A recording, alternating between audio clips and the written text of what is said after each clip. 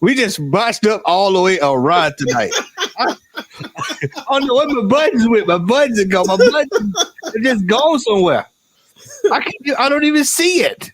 It's like it just vanished. Oh, here we go. I see it right here. We're gonna do this the right way.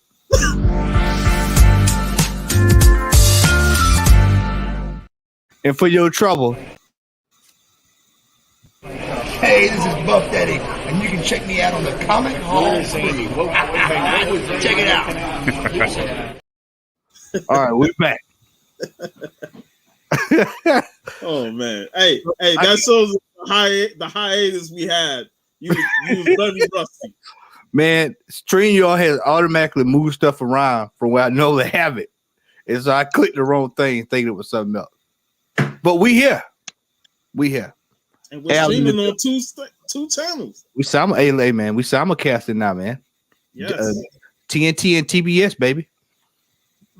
Al is in the building. Puff, as you see.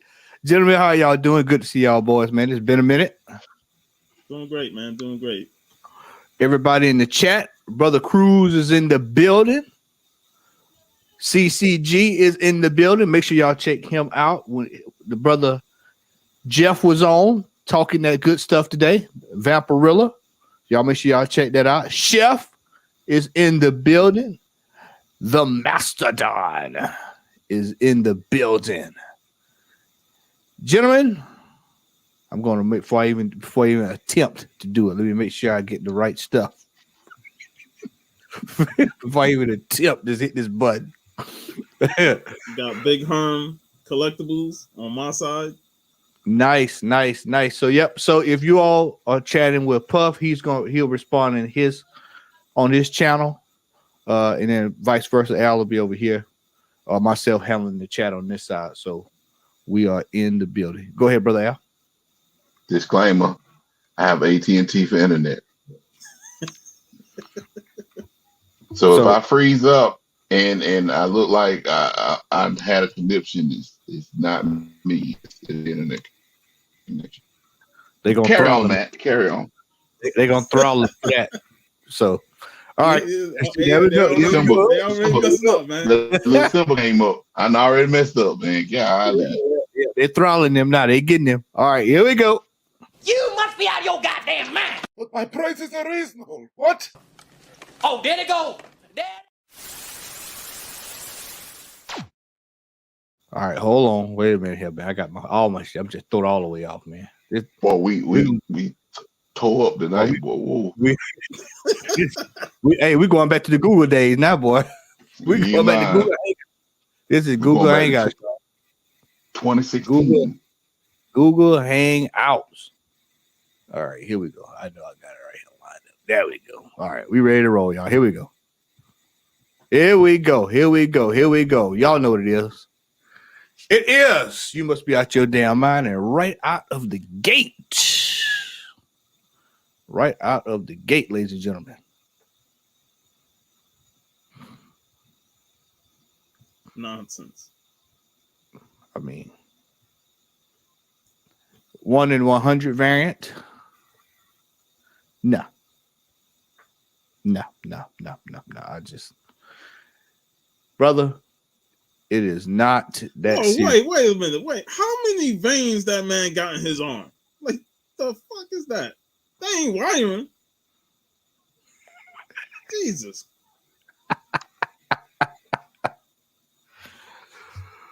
Oh man, yeah. One in 100, brother. Yeah. 21.99. Oh, you doing that? Yeah, I am.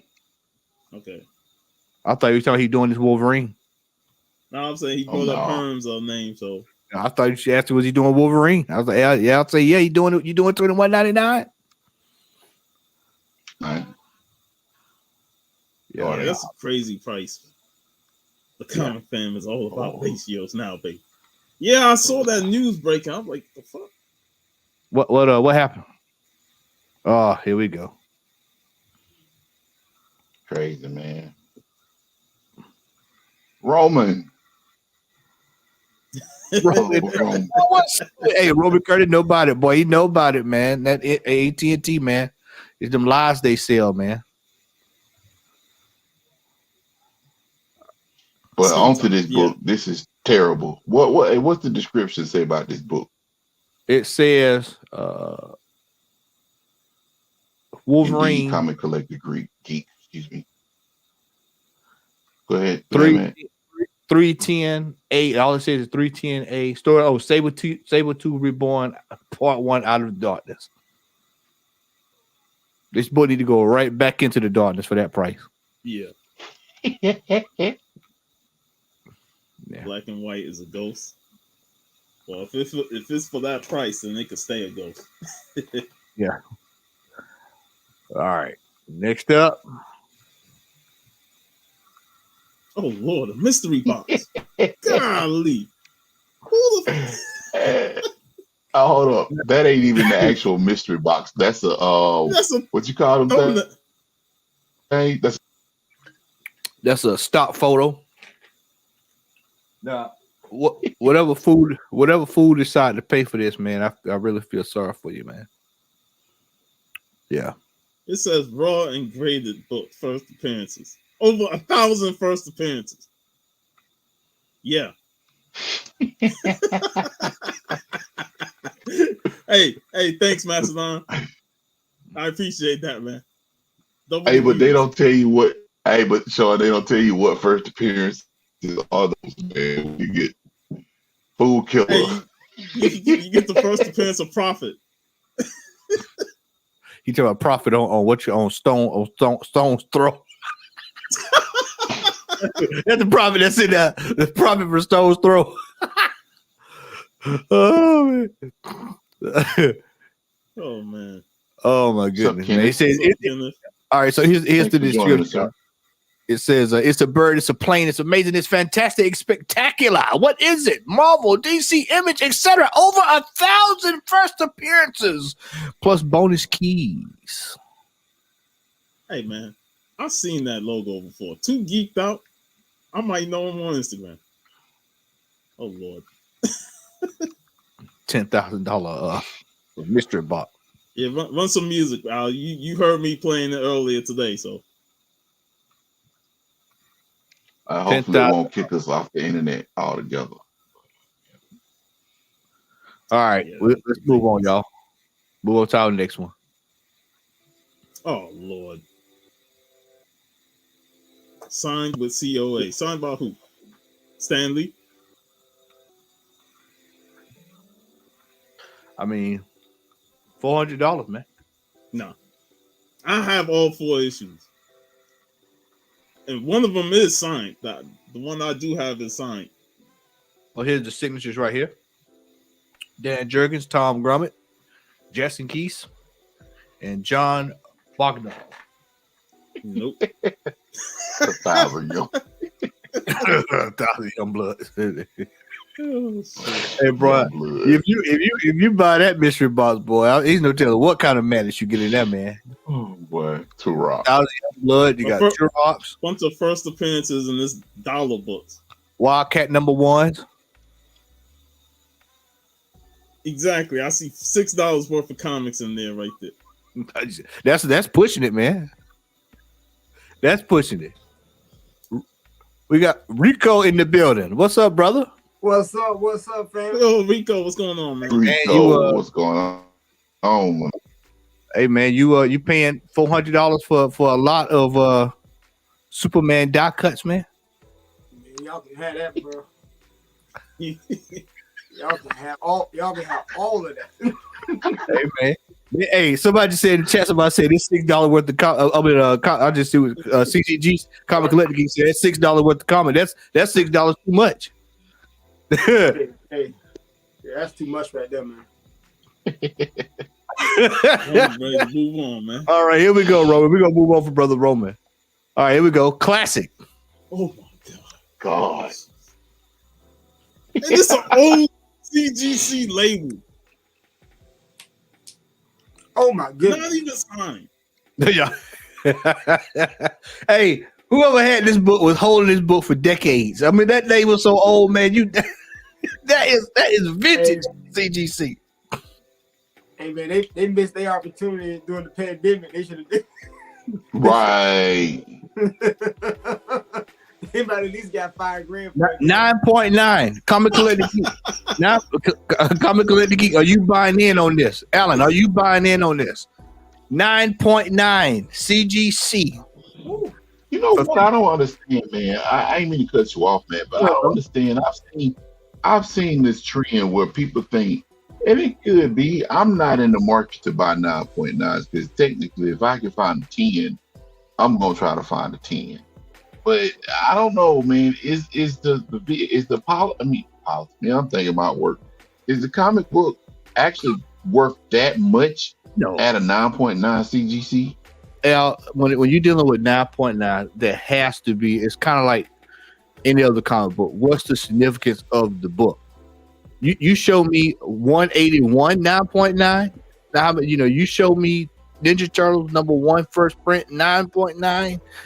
You show me a LB Cole book from the Golden Age 9.9. A Matt Baker 9.9. Robert Crumb 9.9. You show me something that's worth something for 9.9, and we talking bit. This right here, man, you can go get this book down at Smiley's Flea Market right now. Not Smiley, man. Not Smiley. I know for your Smiley's, you can go to the Pick and Pull. You can go down there to Dab's Dash, wherever you want to go, and you can find this book, Dab's Dash, and you can find it. This is one of the most. This book right here, man. This Cream 9. This is like one of the most overprinted books in the history known to man. 9.9. But that's Man, rare, though. But hey, that's rare, right? Isn't that rare? Isn't that scarce? You hang around for this haul tonight, I'll show you something scarce. This ain't scarce. This is just somebody trying to Stripper pose. I just saw that. Yeah, no, that nobody's paying for that. No, Nope. $15,000, man. So many other books I can spend. I know I can spend $15,000 Yeah. on a rental property. Yeah, I can you and me I both. can get some of the books that Rico sold a couple weeks ago. Right. Half the book Rico got showed for $15,000. That's crazy. Probably a high grade for 15K, you know. All right. Next up. Oh, something's killing the children. So, I mean, this somebody who was holding on and holding on and holding on and holding on and just holding on, and now he thinks everybody want to go grab it because they didn't option this or whatever. And you know the foolish part, the foolish thing is that somebody actually think that they would probably do better if they just piece those books out, because they'll probably move majority of those books. But it's like, but when you try to get like a big payday and think you're gonna find you a buyer that's gonna drop $14,000 on them books, come on, man, that's crazy. That's why we call it. You must be out your damn mind, man. Man, that's crazy. Yeah, I just don't understand why they gotta, put it in a big ass lot and try and overcharge for it. Like, it just makes no sense. Look who showed up. What up, who that? What's up, who that? Yeah, they just got this lot to see what all they got in there, y'all. Yeah, they just 9-8, 9-8, 9-8, 9-8, 9-8, 9-8. Hold on, like variants? Are there variants in number one or something? Yeah, we got number one. Well, you got all of them. We got 1, 2, 1, 25. All these variants, man. Oh yeah, more. Yeah, I mean, come on, man. Nah, that ain't no 15G right there, bro. For real. They trying to pay for their rent for the next 10 years. Not Like I said, what I would spend my money on. Bunch of trash. What's up, Remo? What's up? What's up? What up, Lee?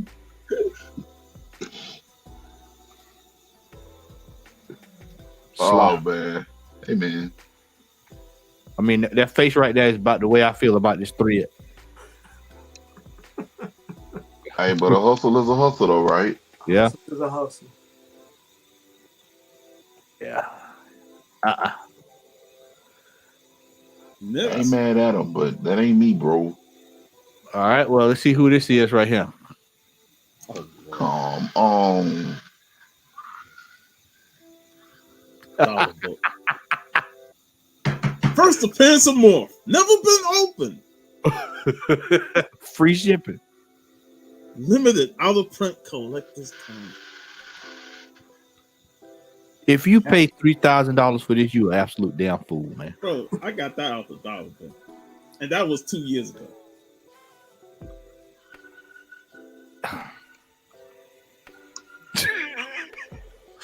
I mean, this is absolute madness, man. Does it look like it's in a poly bag? Yeah, it's Well, what they're trying to do is they're trying to sell this as the that pedigree code collection in a plastic bag, because those books tend to go for more if they're in a plastic bag. This is bullshit, is what it is. It's certified bullshit. Nobody's looking for X-Men Adventures #1. Nobody's paying $3,000 for X-Men Adventures #1. People are trying to pay $3,000 for X-Men #1. That's what people are trying to spend $3,000 on. As you all know, I'm probably X-Men #1, by the way. Not Jim Lee X-Men #1. 63. I'm probably, aside from Larry, one of the biggest X-Men dudes in the crew, and I don't have this in my collection. So, yeah, I have it in mind, but I didn't pay $3,000 for it. Plus, on top of that, this probably is a staple in 50 cent and dollar bin books, even to this day. So, even probably with the poly bag, $1, $2, $3 maybe. And I don't even like the fact that he had to put it in the description, the title description, first appearance of Morph, like Morph meant anything beyond the cartoon. Sean, Like the character never even made a movie appearance. It's like he's irrelevant. Morph has the same significance as Charlemagne.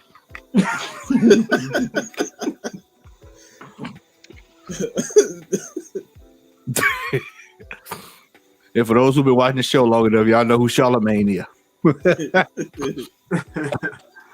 It's crazy. Oh, All right. Next up,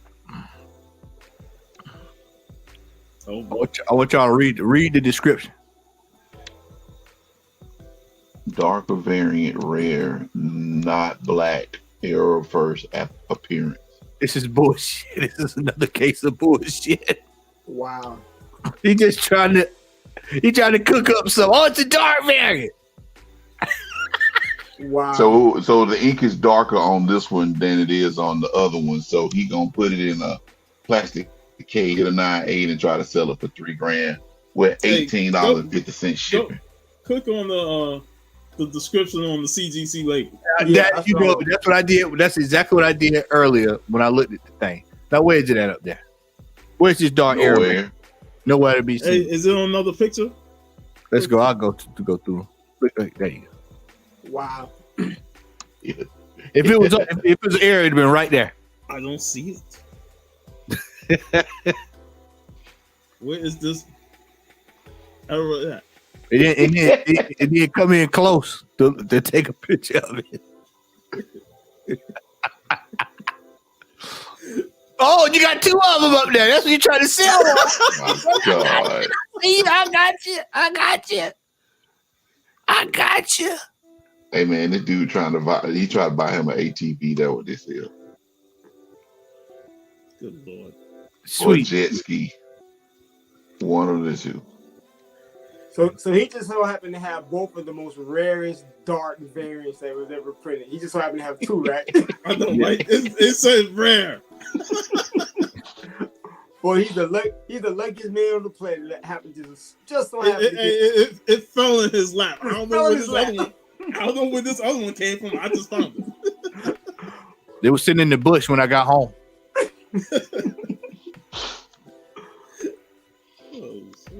Oh my goodness. Oh, okay. But he trying to sell it like they recognize it. Though. Yep. It don't So matter. he's like, Ain't nobody paying $3,000 for this. Nobody paying $3,000 for that. He can keep that. Who that? That's your book up there, man? Yeah, that's what it is. Maybe the gas in the slab made it darker. It ain't black, it's mahogany.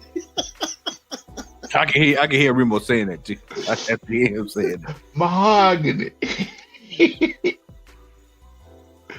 Oh man. We need to add that, so I agree, Roman. Yeah. Oh man. Nah. All right, next up. What's this? What the fuck?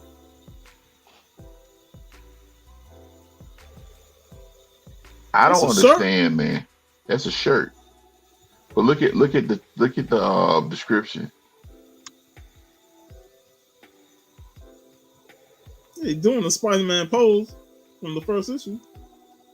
But is that really a Spider-Man pose? Because if I'm not mistaken, Is that a real? It's based on McFarlane's Spider-Man pose. Is that a real Spawn shirt? That's a question you need to answer. Right. Look at that. That's true. I mean, look at that right there, man. I mean, y'all know damn well that ain't no licensed Spawn shirt. Look at this. They put Tommy Farland down there like he acting okay that man. What expect what expected Todd said? I okayed all this shit. Oh my god! Good God! Can you imagine buying that shirt for that price and then you see a No, Hanes I label can't. on it? No, Like, I can't. You'd be the biggest fool out there. but I got a question though. Isn't that Spawn's pose from issue number 1? Yeah, it's the Spider-Man homage. Yeah. Yeah, from Spider-Man number 1. Okay. Hanes, baby. Yes. The dinge. I think that's the Hain beefy tees though. That's the 100% cotton. Those are the thick shirts. Oh man, that's 100% mess. Those are the thick shirts. But yeah, I want Who That to do what he said. Put something crazy price so he can make the show. Yeah, that's a no-go right there, man. I don't understand. But you know what? I don't understand the. I've seen a lot of T-shirts that under the label of vintage, and they want asinine prices for these shirts, and I'm like, man, where are you coming from with these shirt prices? Like, and you wore it. These shirt prices are what you pay for Golden Age comic books, man. This is ridiculous. Yeah, for real. No, I ain't knocking nobody's hustle, but dang, man, that's just you asking for a whole lot. ain't nobody A whole lot. Nope.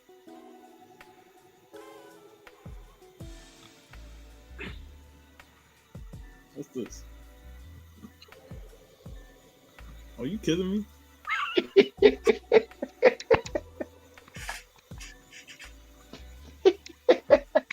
Hey, who wants some CPO draws in that shirt for $1,100? Underoos, baby. Hey, relive your past. But then again, these are Some small underoos though. I thought underoos is stuff that we used to wear when we were kids. Ain't nobody fitting that. hey, but it's a kicker to it. Go ahead and show the other pictures, man.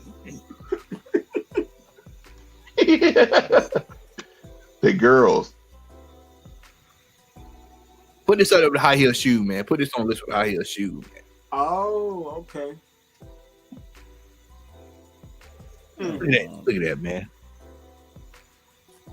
Wow. I mean, to each their own, Remo, but why would I pay $800 for a shirt that's been sweated out, man?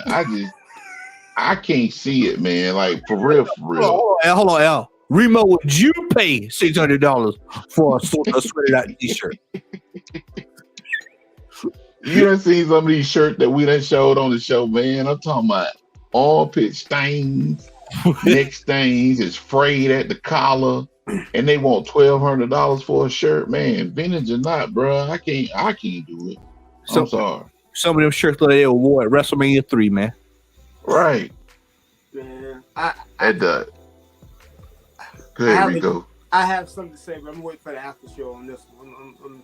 Oh shit! I got too much respect for the Comic Hall crew. Hey, bro, this is the adult hour, man. Let it go. This the adult hour here, baby. That's why we come on after 9. I'm still reserved. Yes, I mean, look at what Remo say. They resealed it, Remo. Jesus Christ. Oh my Lord. And they waiting for put the bid on this shit. Good God Almighty. Can't knock the hustle. DDP say, good God. Definitely can't knock the hustle, buddy. Oh man. What shirts? When you start selling drawers online for $1,000, You trying to feed a habit, buddy. bro.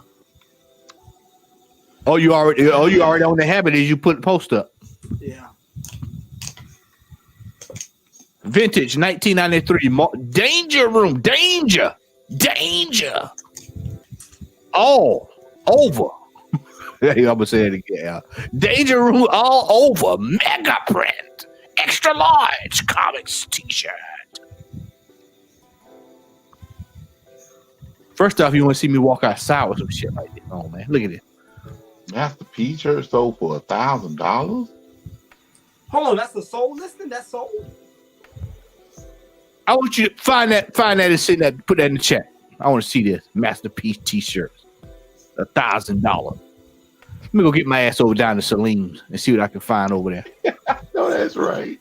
Let me go out to Celia. I'll see what they got. I don't think this shirt sold. They talking about that Master P one. And trust me, if this shit sold for that price. Well, hold on. Let me see. Hold on, I'll be right back. Hold on. Yeah, I'm coming right back. If that's the case, then I got no point. Oh, shit. Man, so we indeed grew up in the golden age of everything. If they paying $1,000 for a Master P shirt that sold for like $15 in like 1997, man, that is insane. If that sold for that price,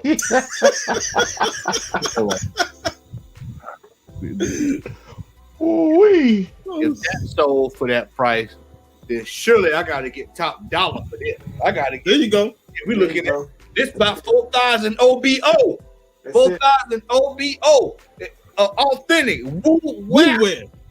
the real stuff, man. That's it right there. I'm gonna dye cream on top, man. He bombs atomically, y'all, with Socrates' philosophy. Yeah.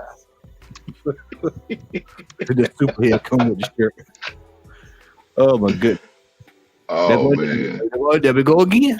Hey, Mastodon, there is no ethics committee.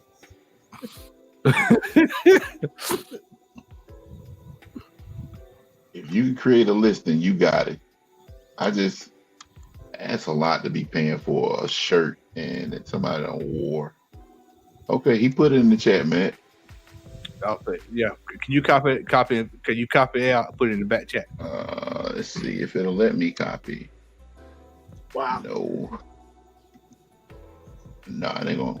Hey, Remo, drop it in our Facebook All group. right, I'll put it in there. Okay, it's in there. All right. It's a lot of woo-wear. I hope it ain't the one with the tank.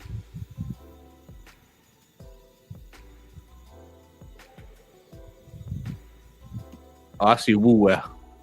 It's a lot of 65 woo-wear. 65 cents. Oh well. I'm gonna put that up there for $4,500. Signed by Stan Lee. See what I can get for it. Nah, that's what you do when you put it in the description. Put in there that you shook hands with Old Dirty Bastard before his first CD came out. It'll skyrocket then, boy. And you wiped your hand off on your shirt, so you got Old Dirty Bastard's essence on your shirt. Hotcakes, brother. Yeah.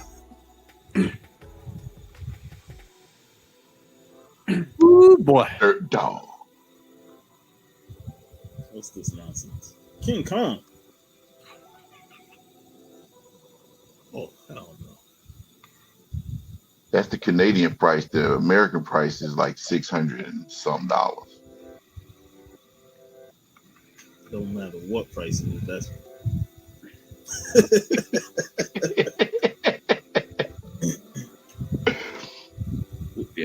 Right, Remo. Where Jace at, man? Jace, you watching this? My. All types of madness on eBay. Waffle. King Kong. And that's not even the game you're looking for. Like when it comes to like some of those old retro games that are expensive, you're not even thinking of an Xbox 360 game. King Kong on top of that. King Kong ain't got shit on me. That's what Denzel said. I think this was a listing, man, that a person didn't update since COVID. This had to be a COVID listing. Yeah. And they just forgot they forgot to update this. This is ridiculous. I don't even know if I paid $40 for this. It say free Canada. Alan, is this you selling this? Is this the Comic Collector Geek selling this? Putting up in front? Hey, you gotta get some more Golden Age books so that those games are. Yeah, you try to get some more LB Cole. Hey, it's a sucker born every minute, so I ain't mad at him. Yeah, this is. He said no. Oh man. All right, next up to close us out. Oh Lord. Look at this book. Look at this book. Look at. Oh my God. Bro, that book looked beat the hell. Look at the creases, the indentations. So what is this? The spine tick variant? The tick variant. The tick variant, baby. Good gracious. Jesus Christ. Look at this. This is rare. You have never seen this many spine ticks on the book. Look how rare this is. This. Bro's trying to cash in. He's trying to cash in on that 2099 hype. Near mint. Remo said King Kong stepped on that book. Sure did. Dude, hey Remo, King Kong slept on that book though. God, we almighty, The man. au- Look at Great The day. audacity, man. The audacity. Look at them. Look at the pages, man. It was so funny. This dude got no chill. This book is so beat up, but he showing you close-up pictures and said, I want all the money. No shame, bro. I'm gonna show you the dents, the creases. It's torn up, but guess what? You gonna pay this money, bro. Hold on, Rico. And on top of that, go back to the last picture, man. He showed it on a toe up notebook. At that, he didn't even try to print it up. He getting it to you raw. He trying to show you it ain't as bad as you think. Look at what it's on top of. It could be worse, bro. Shimmy, shimmy, y'all. Shimmy, yam, shimmy, yay. Oh my goodness, this dude ain't got no chill. He's zooming it. Dude, if I had a book that bad, I ain't zooming in like that. My Lord. Bro, I will try and put that shit in Mylar and make it look presentable. I'm not. Bro would have had that thing in Mylar, saran wrap, everything. No, not a trapper keeper. That is, God, look at that, man. That is shocking. Wow. Oh, Wow. That is shocking. This dude ain't got no chill. He like, y'all look at this book. I'm showing you in detail. Mm. And I want the money. give me them stacks, baby. Ain't not the hustle. That was a man. That's a hell of a one to come back to there, y'all. Man. Somebody Ain't make not that, the hustle. somebody make that man an offer for $1 or something, man. He took a lot of pictures, dog. Come on, somebody. You can eat. Hey, man, buy it now. Hey, Hey, that's some good transparency, man. He went in hard, man. He showed some good pictures. He zoomed in. Somebody make that man an offer for $1. Spider-Verse. He probably be offended that somebody offered him. Hey, Sean, we need to call my boy. What's my boy? I can't call his name now. Now that you say it, I want to look through this man's page. What else he got there? That's All right, baggy as fuck. let's bust him open there. Let's bust him open. Let's see. Today's your lucky day, sir. These are free advertising. Let me see. Does he even have anything? Yeah, click on his name. Sell information. It won't let me click on it. What? Yeah. Oh, shit. Physical loss. Hold on, I know that dude. Hold on. What's your name? Ain't that brother from Tampa? No, he's from Dallas. Dallas. Okay. Yeah, it won't let me. It ain't got. I guess he ain't got nothing. His first post. Nah, he watching the channel. He done blocked you, dog. So He watching the show, man. He done blocked you, dog. Hey, these eBay sellers are catching on, man. They make sure. Yeah, we gotta make sure we watch these boys on Saturday night. He's like, man, y'all ain't gonna expose my hustle. He blocked you. All right. So that was our coming back after a long hiatus. You must Y'all, be out your damn mind, boy. This segment was sponsored by the Audacity of Hope. The audacity of hope. I like that. Oh my goodness. Yeah, it's special part the Haynes and Fruit of the Loom in Tick City. Oh my goodness. All right, here we go.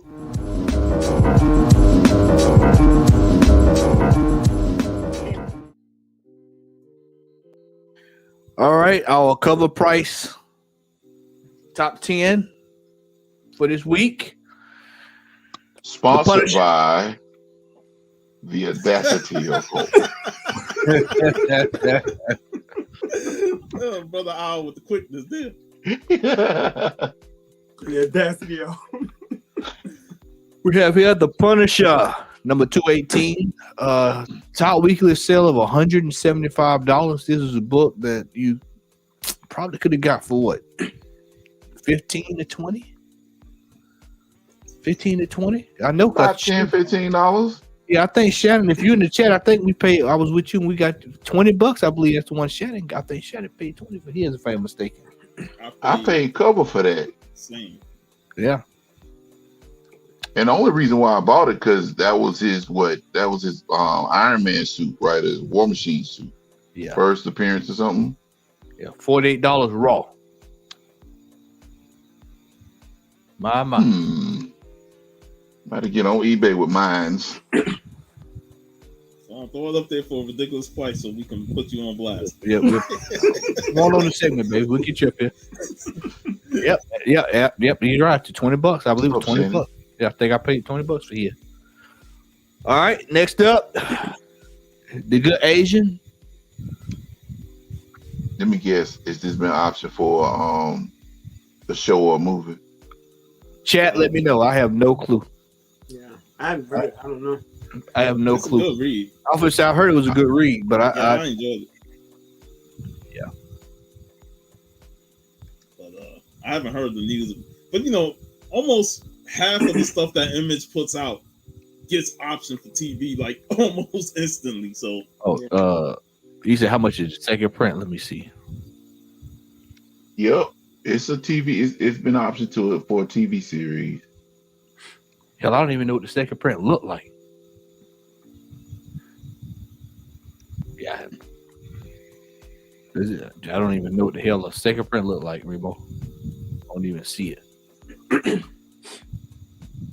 I didn't even know it was a second print for that. So I'm thinking this is due to the announcement that old boy has been. Barenthal gonna be back on the Okay, on the gotcha. back on the show. Yeah. Gotcha. Yeah, but you would think. Go ahead, Sean. We're gonna be at MegaCon this coming weekend. Oh, that's dope. Nice. I have that variant that if you click on it again, the variant that he's on the cover. I have that, but I'm not gonna pay so much money to get his signature on it. Like, no. Yeah. Mm-mm. All right. Image 30th anniversary anthology. That kind of passed me by. I didn't see that when it came out. I didn't even know it came out. Knew nothing about it.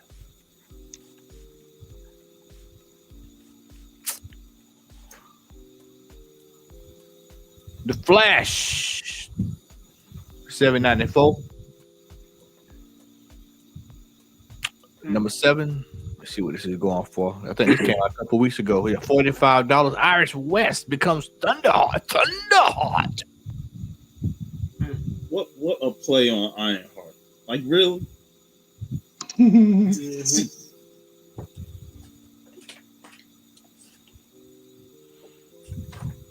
Supergirl, Woman of Tomorrow.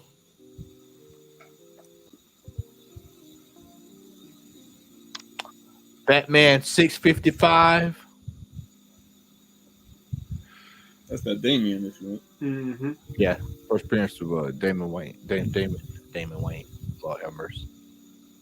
How y'all feel about how y'all feel about the direction James Gunn is at least talking about so far? Well, me personally, I'm just kind of a wait and see. I mean, I can't get myself worked up till we at least see what's coming down the pipe. Yeah. I think a lot of people are getting upset for a bunch of nothing. It's just a matter of just waiting. You have to be patient. Wait to see what comes out, man.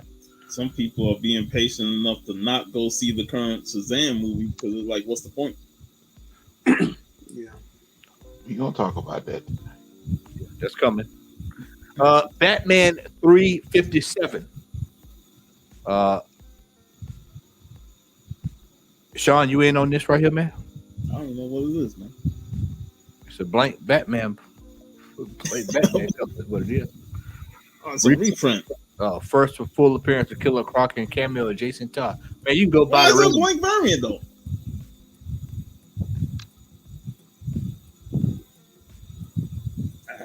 Next. Hold on just a second. Wait a minute. Hold on just a second. Wait a minute. Wait to that. Oh shit.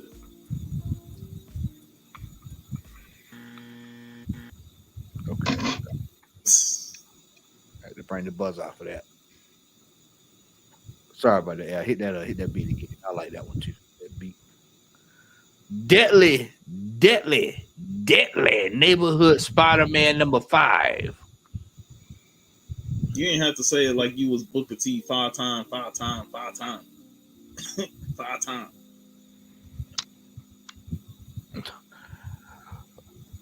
Number 2, classic cover. Yep. Should be up here. Yeah, this is one of my favorite covers. I love that cover. Yep. It's about Is that time. is that George Perez? No, it's Frank Miller. Frank Miller. Oh. It's about time this book is up where it should be, up near the top. Yeah, that's a very underpriced cover, man. You know, just when you talk about cover plays or iconic covers, man, that's up there. Yeah, it's Yep. a great cover.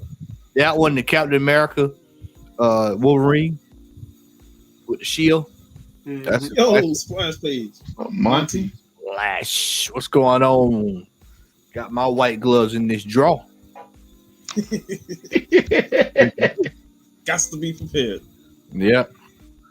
Wakanda number 4, second print. That's that's a key. I just can't remember exactly what happened there. That's recent. Yeah. You know what? It has the old trade dress. I got you from the old Batman. That's what. I guess that's what it is. All right, cool. All right, so we're gonna go over to our CBS top 10. Ooh, Personal Love 30. Frank Frazetta. Well, I would have never known Frank Frazetta did that cover. I'm about to keep an eye for that one. Yeah, see if Jeff have that. Yeah. LC. What up, Larry? Yo, New character in what? That Tosin and what Oh, you call it. Yeah. Oh yeah, that Black Panther. All right, the Wakanda. Yeah. I heard about that a couple weeks ago. Archie 660, Dan Parrott variant, baby. Y'all know who got 3 copies of that? Y'all already know. Rico And- dropped out. Yeah, I think he probably dropped out. He probably come back in. Shazam!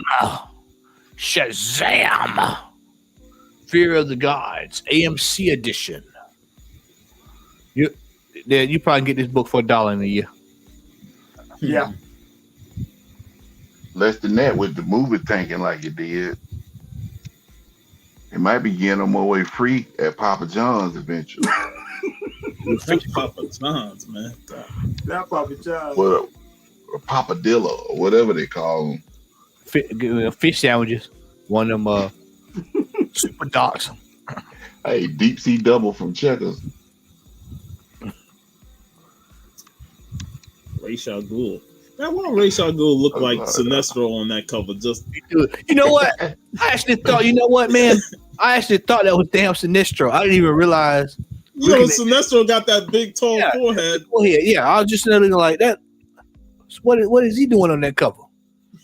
And then he got a play on that blue suit that Rudy Ray Moore had on in Disco Godfather too. So put your weight on it. Did I put it up here? I think I added it on. Yeah, I did. I added it on here. Yeah. Here you go, Al. This for you, buddy. Hey, we should have played that in the first segment, man. I forgot I had it in there until you said Rudy Rainbow. I forgot I put it in there. Yeah. Oh my goodness. Now I'm looking for number 8. Have not been able to find it. Oh, that came out there. That came out on that deceased run, right? That came out what? 2 years ago? No, that was earlier. I think it's about a week or 2 ago.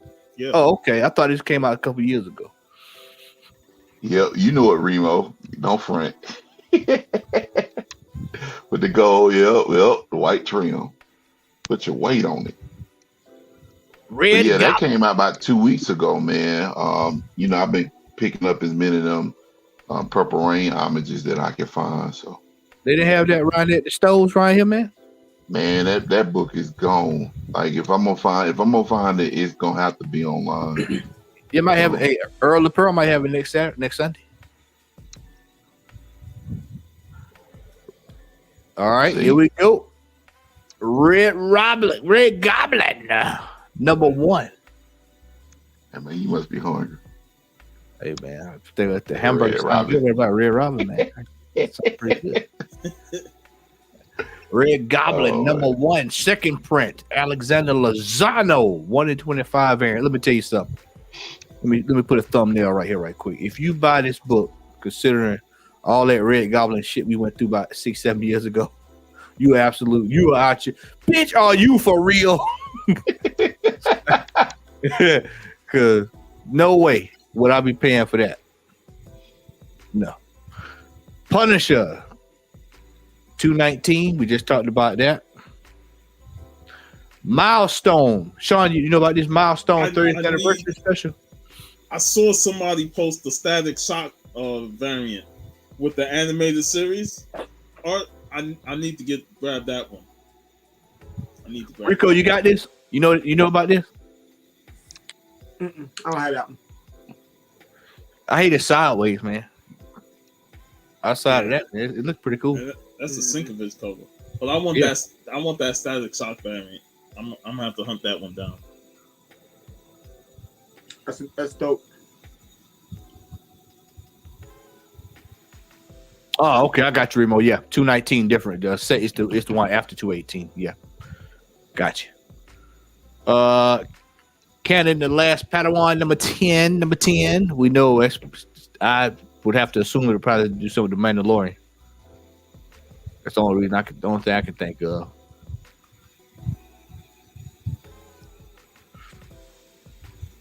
Lazarus Planet, Revenge of the Gods, 1 in 50 variant.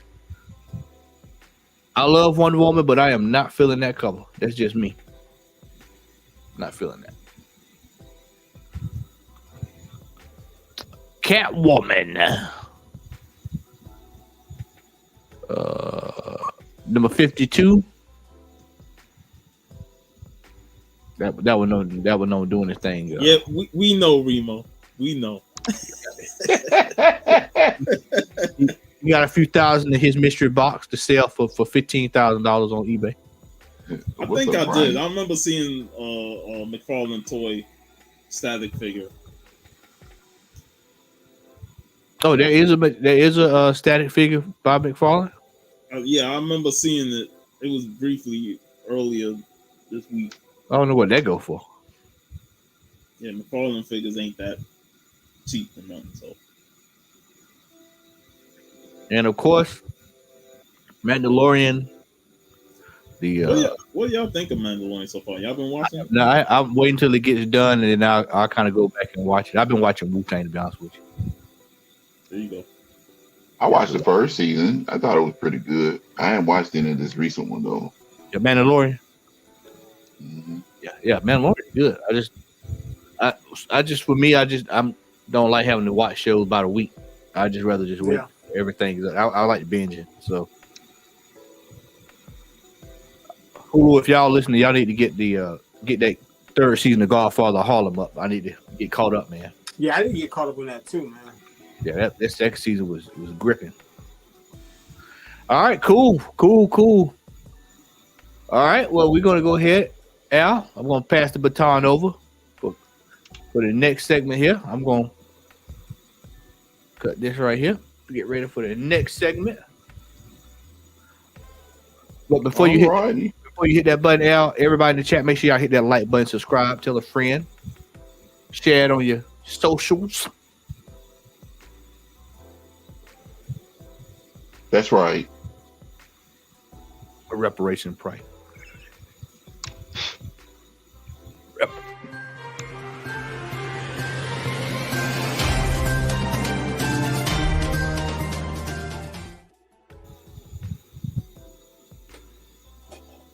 right, folks. Got a little news coming up. Starting with X-Men 97 head writer Bo DeMayo confirms Mr. Sinister will be the Revival's lead. Currently, this is like the only thing that I'm looking forward to when it comes down to Marvel stuff is the revival of the X-Men 97 show. So I thought this was something interesting. Sinister was, of course, I think in the second or third season. Correct me if I'm wrong, Larry.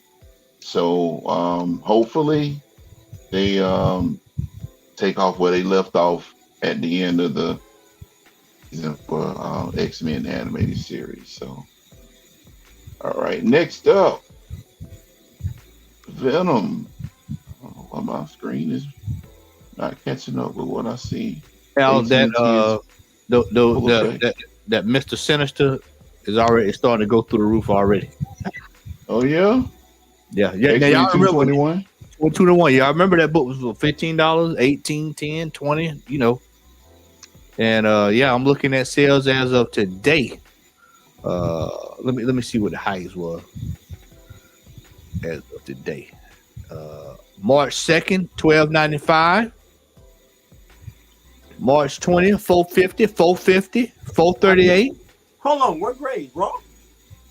No, it's just not. These 9.8s here. Oh, 9.8. Well, raw. I see one raw. News. No. Excuse me. I'm sorry. They got he got just the way he took the picture. Raw. It looks like it is going for. Y'all bear with me. My bad. They didn't changed up StreamYard. It ain't like it was before, so I had to exit out to get back to where I needed to be. So $30 raw. 30, 55. We're looking at 70 today. Yeah, $75 raw. Wow. Yeah, a book that was like $10-15 just a couple weeks ago, man. So, wow.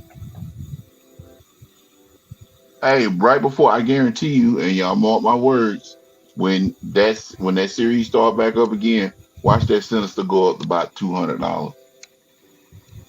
I say it'd be probably more than that when the show starts. Oh yeah. I'm telling you, the way they did that old ugly ass Magneto costume when they show him in that clip in the cartoon, yeah, Sinister book gonna go up, bro. It's gonna shoot through the roof. All right, Marvel Spider-Man 2 Venom voice actor hints the September release date. I did not know this until I read this article. Venom in the Spider-Man 2 game is going to be voiced by Tony Todd. Y'all know who he is. Candyman. Candyman, right? The Candyman. So that's going to be good in and of itself. But he kind of got on Twitter and kind of blabbed that Spider-Man 2 is coming out in September. Now, mind you, Sony hasn't said nothing. So, you know, normally when, you know, actors they go on Twitter and they run their mouth, they pretty much have to go back and delete all their tweets. So he tried to clean it up. So we're looking at possible September 2023 release date for Spider.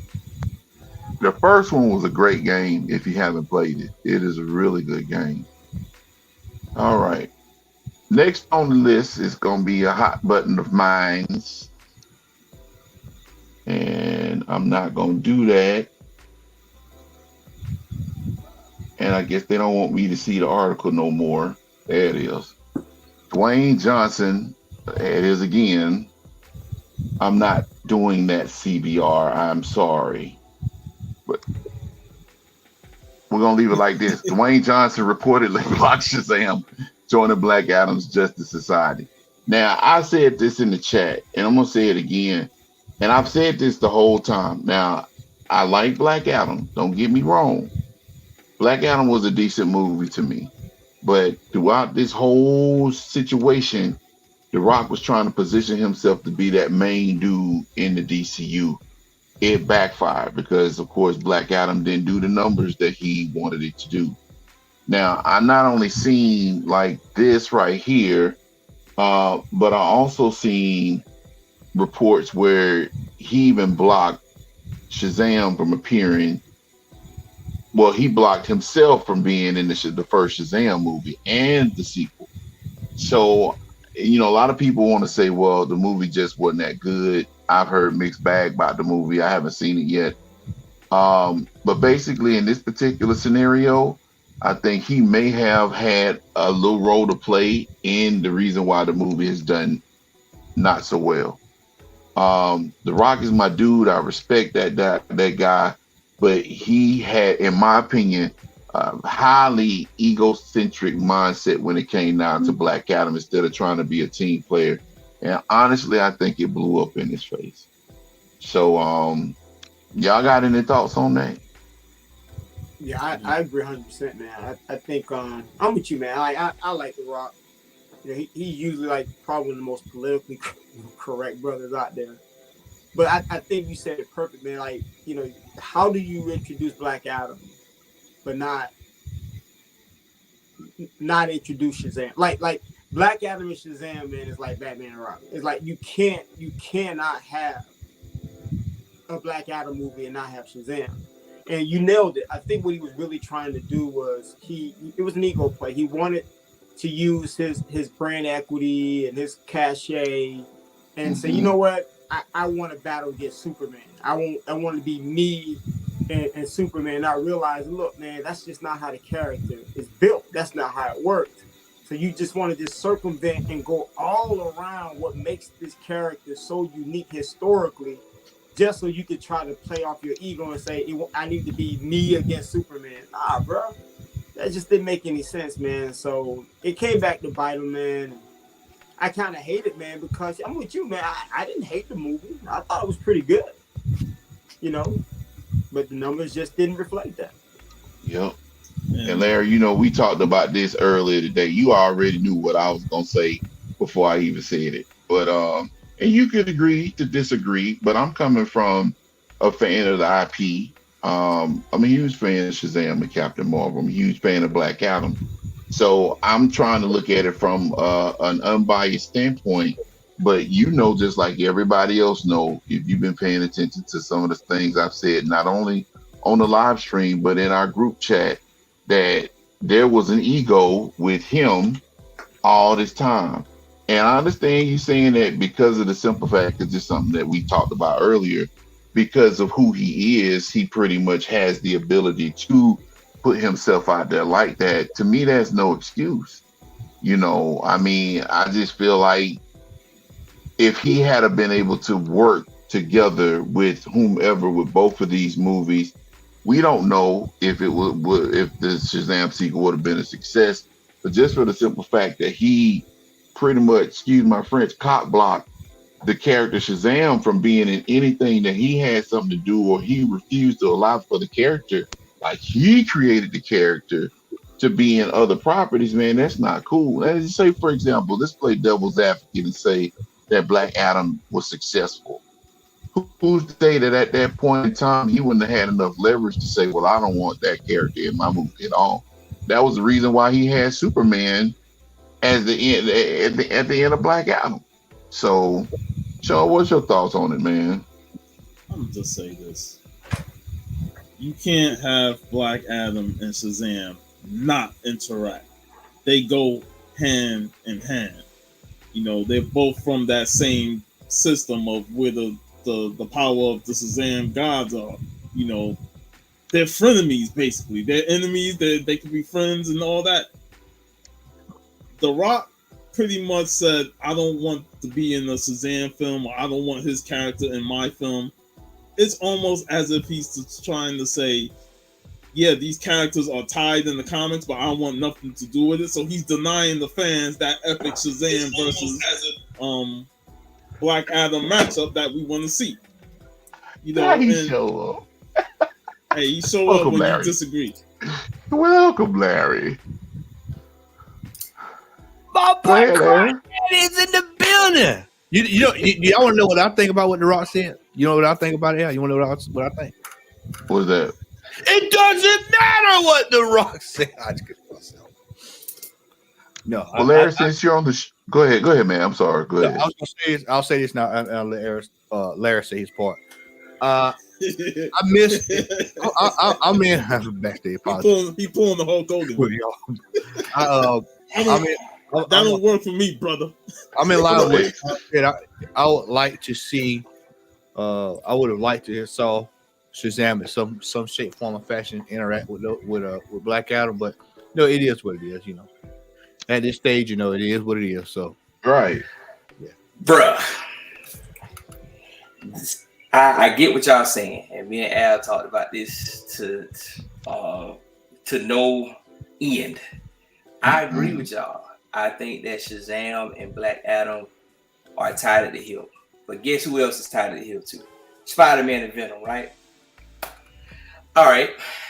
Let's look at it this way. And like you say, let's look at if the movie was successful. What is one of the first DC animation films that they threw out, right?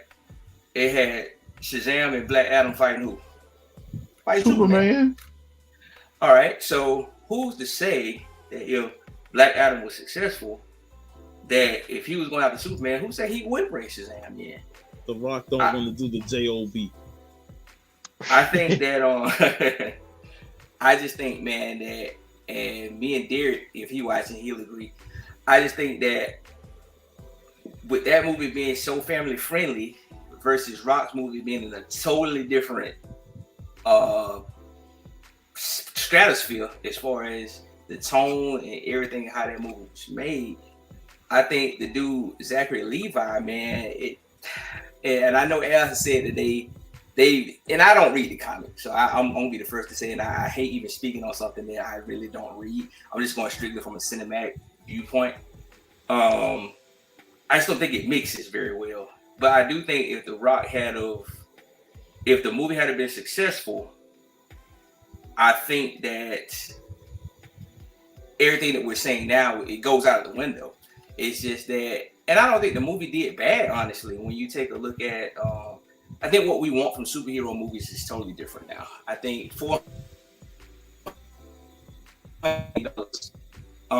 it's just not enough nowadays, which is crazy. But the first Shazam movie made $300 million. So if they're calling that a success versus Black Adam, it's kind of wishy-washy, you know. But I think The Rock did. Don't get me wrong. I'm not saying that he didn't have an ego. I'm just saying that it just didn't play out the way it was supposed to. And that's my take. I respect that. I just feel like, I don't know, man. It just seemed like the more news that keeps coming out about this whole situation, it honestly seems like it was more or less a ploy for The Rock to cement himself as like the top dog in the DCU. And if anything that actually came through, because, you know, he was talking like everything was going to reboot behind Black Adam, you know. So, and I mean, we all know, Sean, you read DC, X reads DC regularly. Black Adam, as far as that pecking order, he ain't no one near the top. I mean, recently, yeah, they've been really trying to do something with the character, but that's of course due in part to the whole, you know, Black Adam movie.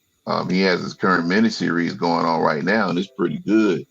But in terms of just what we see in movies and stuff, it's like I just felt like he kind of took his star power and I hate to use this word, but he kind of bullied and, you know, boar-hogged his way into getting his way, and it didn't work the way he wanted it to work. So, but I mean, I don't think he was going to reboot, but I do think he was trying to interject some energy into the franchise. You know, I think that it could have done well, and I think that who knows where the story could have gone if Black Adam could have been the kind of linchpin like an Iron Man or something like that. But kind of restart. You know who the ultimate blame falls on? DC Warner Brothers. Like, to me, they gave Rock that type of power to, or at least, you know, gave into it and let him say all these things and didn't put their foot down and say, hey man, we don't need you saying all this stuff about not wanting to be black. You gonna be in what we want you to be in. All right, if we want you to do this movie with Zachary Levi and have the two characters interact, we gonna make that decision, not you. You're not gonna be pulling all these power moves They on couldn't us. do that. I'm gonna tell you why they But couldn't the do way The Rock was trying to do that is like, from what I've read, all of a sudden it was like he's like, oh, I'm not gonna do this, I'm not gonna do that. Yeah. This shit ain't gonna fly with Kevin Feige and Marvel. If he said I'm not gonna be in this movie because of this character, then they'll be like, well, goodbye. We'll find somebody else. We don't care if you're The Rock. You know, they are the ones in charge. And I felt like Warner Brothers didn't handle the situation right, but right at the get-go. But you know what, Puff? Go ahead.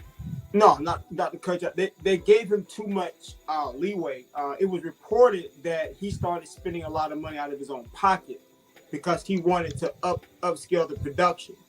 And I think once he started doing that, they gave him the liberty to start making decisions that they normally would give other people the liberty, the type of decision they could make. So by him coming out and saying, I'm going to spend my money to make sure we do better graphic effects, do all these different things, man, that kind of put Warner Brothers in a situation. They were like, look, man, what are we going to do now? This guy's spending money out of his own pocket, doing all this, and they gave this dude too much rope, in my opinion. Man. Wasn't his production company responsible for the movie? What's that? Wasn't his production company responsible for the movie? Well, what ended up happening was, from what I read, they went above the budget. And so that hurts everything. Like when you talk about budgeting, the accountings and producers' job is to stay within the budget. So even if somebody comes out their pocket and starts spending more money, that still goes in line with the budget. So now that affects the bottom line. That affects box office. Why do you think he ended up coming out and tweeting, trying to tell people, oh, I spoke with accounting and turned out we're really in the black, we really were properly made money? You ain't got to go through all that. Box office provide receipts to give all that. So he felt like he had the power to go in and start telling people how the movie performed when all that stuff is transparent from the beginning. So I just think, man, he just did too much, man. It's just a situation, man, where he was just doing too much, in my opinion. I like The Rock. I've never seen an actor of that type of stature not still promote his own movie. You know, and I think he's in a situation now where he's getting backlash for promoting his own movie. I mean, it's Will Smith promoting I Am Legend. You know, if he's gonna do a press run, and he's gonna say different things on his press run that's going to promote the movie. Now, The Rock is The Rock, so he's gonna do it in his own way. But he would be a fool and DC would be a fool not to have him out there promoting his own movie. Go ahead, Al. Promoting a movie is one thing. Like, you use Will Smith and I Am Legend. Now, it'd be one thing for Will Smith and Dwayne Johnson, The Rock, to promote a movie. It's another thing to put yourself in a position where this whole universe, or you're implying that this whole universe is going to center around you. Now, I appreciate that information that you gave, Rico, because I didn't know a lot of that. Mm-hmm. So I kind of give The Rock a little bit more, grace in that regards. But at the same time, I'm still like, okay, what's up, X? But at the same time, I'm kind of looking at it from a vantage point. And now, once you mention that, Rico, yeah, he was what they call doing the most. Yeah. And he should have kind of backed off a little bit. And now a lot of that makes sense. If he was out there spending his own money, I can see him trying to promote the movie. I just think it would have been another way for him to do it instead of trying to position himself as this dude that's going to reboot the whole DCU, make everything better. And, we're going to just tear all the doors off the house or the barn. So, yeah, thanks for providing that bit of information. That kind of puts a lot of things into perspective now. So yeah, and it's like you said, man, promoting the movie is completely different than, for example, normally what a lot of these actors do is that they say, okay, we'll take X amount of money on the back end. And that's all transparent. So somebody like Robert Downey, if they realize, okay, yeah, I really want to make more money, or however they want to structure things, they'll say, okay, well, I'll get points on the back end. So there's a lot of deals where a lot of these actors have got points on the back end. But what he turned around and did was, and I get it, this was a legacy play for The Rock. And that's how he treated this whole project, like it was a legacy play. And so I don't blame him for saying, look, I'm going to come in, I want better production, I want to do this. But all of that stuff still at the end of the day, whether it's coming out your money, coming out your pocket, or coming out of Warner Brothers' initial budget, all that ties into the overall expense of the movie. And if you don't recoup that money back, and I'm pretty sure he didn't do it for free. I'm pretty sure he probably had some type of agreement where he said, look, I'm going to do this, but I'm going to make sure we recoup our money back. And I think it just came back to Hanna, man. And I just felt like the way I was watching him navigate this whole thing, I think and I'll say this, I think he was trying to take advantage of the point that at that time, DC was going through a period where a lot of people was really looking down at DC. Like everybody was like, well, DC is not Marvel. So maybe he kind of came in like Captain Savior. I'm going to come in, save DC. I'm The Rock. I'm going to use my brand equity, my cachet. And I think he really didn't realize you're still dealing with the behemoth of a corporation. Yeah. In the lens of collectors and people in the hobby, DC may not at that moment carry the same weight as Marvel, but they ain't the help. This is a multi-billion-dollar company. So regardless of how we perceive them, this is a company that's still making moves every single day. So I want to jump in on this. I get where you're coming from with that. I do. First, how y'all doing? Man, start out. How y'all doing? Man, what's going on, man? Good, man. But if this is about money and he came out of pocket and he want to recoup what he spent, why not have Shazam in the movie to bring more people to fill in the seats? So if it can't be just about his power play and his money and this and the other, this is just his ego. Yeah, it boils down to his ego. I don't know if y'all saw my comment, but The Rock is like Bruce Willis. You know what I'm saying? He does not want to lose a fight on screen. It would diminish his image if he lost a fight on screen. And we know at some point he was going to lose to either Shazam or Superman. Superman. Yeah. Exactly. But you sitting here like The Rock is pushing to get Henry Cavill back in just to lose. That don't make no sense. You know what I'm saying? Like he ain't finna go on there and just dust Henry Cavill Superman like that. He done already lost. We're not gonna see too many L's come his way. You know what I'm saying? So if it was about the money, he would have brought Zachary Levi in to fill in more seats and sell out more screenings, more shows. That's the best way to recoup your bread if you came out of pocket. I'm finna do whatever I can to get more money in my pocket.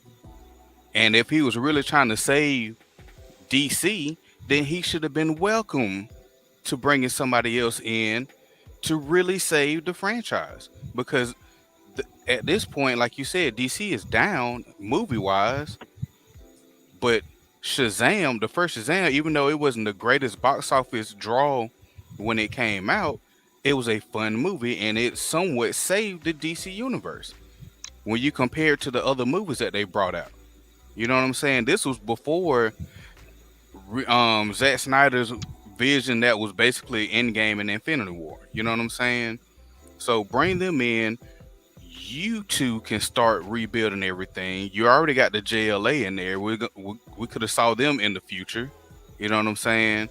And just build off of that instead of alienating yourself and basically self-canceling yourself from a job with DC. So I don't get it. I don't understand why he's doing that. I mean, I get it. It was his baby. It was his project. But we also saw that with Deadpool and Ryan Reynolds, but they went about doing it the right way. Yeah. You know what I'm saying? Deadpool almost saved Fox from being sold. But he would have had to have like 15 Deadpools to keep Disney from buying them. You know what I'm saying? But I think they need to. That's why I'm real big on getting people or actors to play roles that aren't big. Because when you have egos involved, that is what takes away from the product that we see as fans. And I'm flustered. You know what I'm saying? I don't like it. My question to you: Do you think the product suffered that we saw with Black Adam? Yes, it didn't help anything. It didn't succeed. Yeah, definitely didn't help. I agree. And you know the so let me ask: if you look at the last string of I ain't even say DC movies, I say superhero movies. You don't think it aligns in the same profit sphere? No. Profit? No.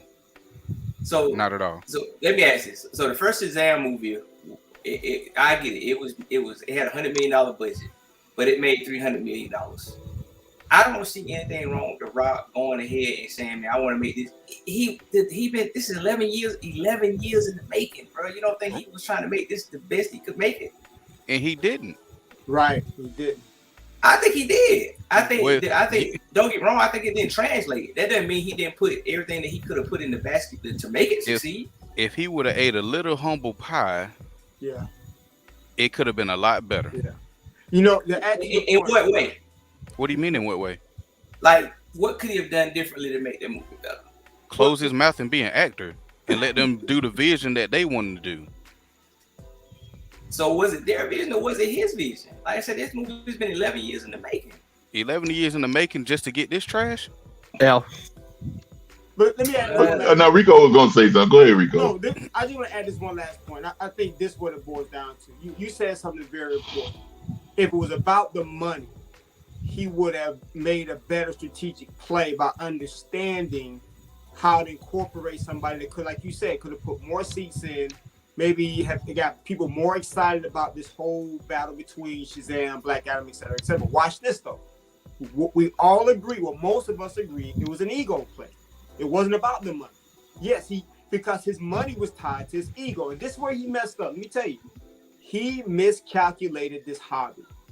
I think Rock felt like, I'm Rock, whatever I do is box office, and I can just get into this comic book space, and what I've been doing in all these movies is going to translate. We all know in this group, this comic book space is a completely different animal. Right. You got people that emotionally connect to these characters. They get caught up if things are not tied up to continuity. It's so many things, bro, that you got people, even if it's a good movie, what happened? Man, this movie sucked. It's trash. Dude. So he miscalculated. What he realized is that the Rock mystique doesn't always translate to everywhere. Doesn't mean he still ain't The Rock. Doesn't mean he's not box office. But you just can't jump into certain spaces and think that cachet, that mystique is going to automatically trans over. Dude, this is a completely different animal. And I think that's what he just miscalculated. He really thought, I'm going to say this right quick, then I got you, brother. I got you. But he really thought because he was bigger than Ryan Reynolds overall that he was going to have the same success, not realizing that The Rock is not Black Adam. Ryan Reynolds is Deadpool. Right. Nobody can argue that. Like, he didn't have to do any acting in this role. He was being himself, just like Robert Downey Jr. did not have to act like Tony Stark. He lived the life minus an iron suit. You know what I'm saying? He didn't have to do any translating. He just he was himself on camera and getting paid for it. It was a reality show for both of them. The Rock is not Black Adam. He couldn't do that. So he tried to equate his stardom being bigger than Ryan Reynolds, and it was going to draw people in. Like, people were clamoring to see Ryan Reynolds and Deadpool. You know what I'm saying? We're not coming to see The Rock. We're coming to see Black Adam. When we went to go see, do you think if any other actor had played the role, do you think the movie would have been more or less successful? I think it could have been more successful because it would have been less ego involved, and we could have actually got Shazam on the screen to give us the battle that we wanted to see. Also, I think they would have made the character. One thing that Rock does too, and you nailed this, bro. Rock, not only does he not want to lose a fight, Rock is going to go into the movie saying that I'm going to be Rock playing Black Adam. I want everyone to still see Rock, even though I'm playing Black Adam. And just little small things I think that Rock wouldn't do, like the haircut. little subtle things like that shows you that this actor is willing to go all in and let people see less of him and more of the character. You know, we saw the same thing with Bloodshot. You know, yes. Yes. The exact same. Yes. It's like he made it more about him and less about Bloodshot. I mean, he really didn't get immersed into the character. And Rock is not going to do that. Rock feels like, I'm the one selling the tickets. People are coming here to see me. Everyone wants to smell what I'm cooking. So I don't have to go all in. And I think that's what happened. That was an excellent point on Bloodshot, because when they casted Vin Diesel as Bloodshot, I was like, that's Vin Diesel. That's Vin Diesel. I'm like, exactly. and say what you want, I thought Jason David Frank actually played Bloodshot in those Bat in the Sun videos because he actually immersed himself into the character. No matter how cringy it was, he actually played the character, whereas Vin Diesel played Vin Diesel. Right. Yeah, Vin Diesel was Dom and Riddick. Exactly. That's exactly what it was. Dom, Riddick, and Xander Cage all in one. Exactly. Al, what were you gonna say, brother? Well, I'm gonna say this, and then we're gonna hop into the main event, because the main event kind of like segues into what we just discussed. And good conversation, guys. But just to go back to something that Larry said again, I have no problems with The Rock. I understand he's been trying to do Black Adam for years. You know, I get that. I get the fact that he wanted this movie to succeed. I get that too. There's a way to do any and everything, and you know, I have to side with Rico. And it seemed like he did more than just promote the movie. He made it about him, and at the end of the day, I still like Black Adam. Don't get me wrong. I think it was a decent movie, but at the end of the day, I honestly felt like he kind of put things in place to prohibit or hinder. That's all I'm saying. Like I said, with the news coming out that he didn't want to be in a Shazam movie, like, come on, man, really? I mean, y'all tied at the hip. Y'all both got lightning bolts on your chest. Both of y'all say Shazam to turn into who you turn into. Right. So just for the simple fact that the things that are being said, things have been confirmed, and the things that we know to be true, and knowing who The Rock is, I just think honestly he shot himself in the foot. Now, did the whole issue with the gun, with James Gunn taking over, yeah, that could have affected box office too, but we'll never know, because like I said, we could have had a much better product. Like I said, I'm not complaining because I enjoyed the movie, but in hindsight, it could have been a couple other things that could have been done to make the project a little bit more better than what it was. So I don't think The Rock being, I don't think Black Adam being in Shazam 2 or Shazam being in Black Adam would have made either movie any better. I'm gonna throw this at you, Larry. Because this is my biggest gripe with that entire movie was that little kid that they kept focusing on, right? Yes. How about this? How's The Rock so open to that? But he wasn't open to having Billy Batson being a kid and then also bring Shazam in at the same time. That would have been the perfect segue into, like, he fooled everybody into thinking he was a good guy. He could have did the same exact thing with Billy Batson the entire time, and then when Billy Batson turned into Shazam after he realized that The Rock was the bad guy, that would have filled the seats and it would have made it a better movie. Instead of seeing this little kid run around on a bootleg skateboard or and I might agree or rollerblades. You see what I'm saying? I also think though you probably have to change to fit in that movie. I think you have to change Zach Levi's composure. I think you have to, because even with the little kid, the kid still kept a serious tone through the whole movie. So I think you have to kind of change the way that Shazam is portrayed. No. I'm not saying he can't make one-liners and everything. You don't have to change Shazam at all. I think you don't have to change Shazam. You focus on Billy Batson.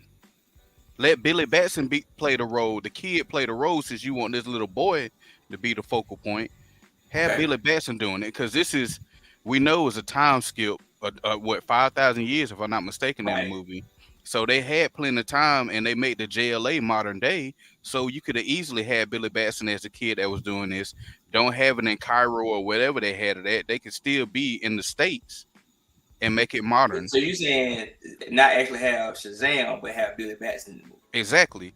And then when Okay. Billy Batson realizes that Black Adam is a villain, like the same little story twist where they found out the whole, I killed my son and this, that, and the other, you know, how I got my power. Billy Batson could have found out, and then Shazam, now we see them two duking it out. And, That could have been the third act. They could have duked it Not out. mad at that.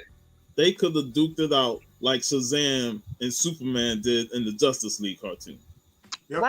Right. Clash. That episode Clash was one of the best Justice League Unlimited episodes. And let me just say this, because I mentioned this to you earlier, and we're gonna go ahead and move to the main event.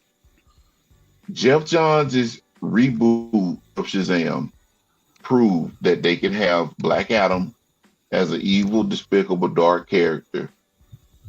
The Shazam, Billy Batson as that, you know, tongue-in-cheek, cracking jokes dude, and the Shazam family as a support. It has been done.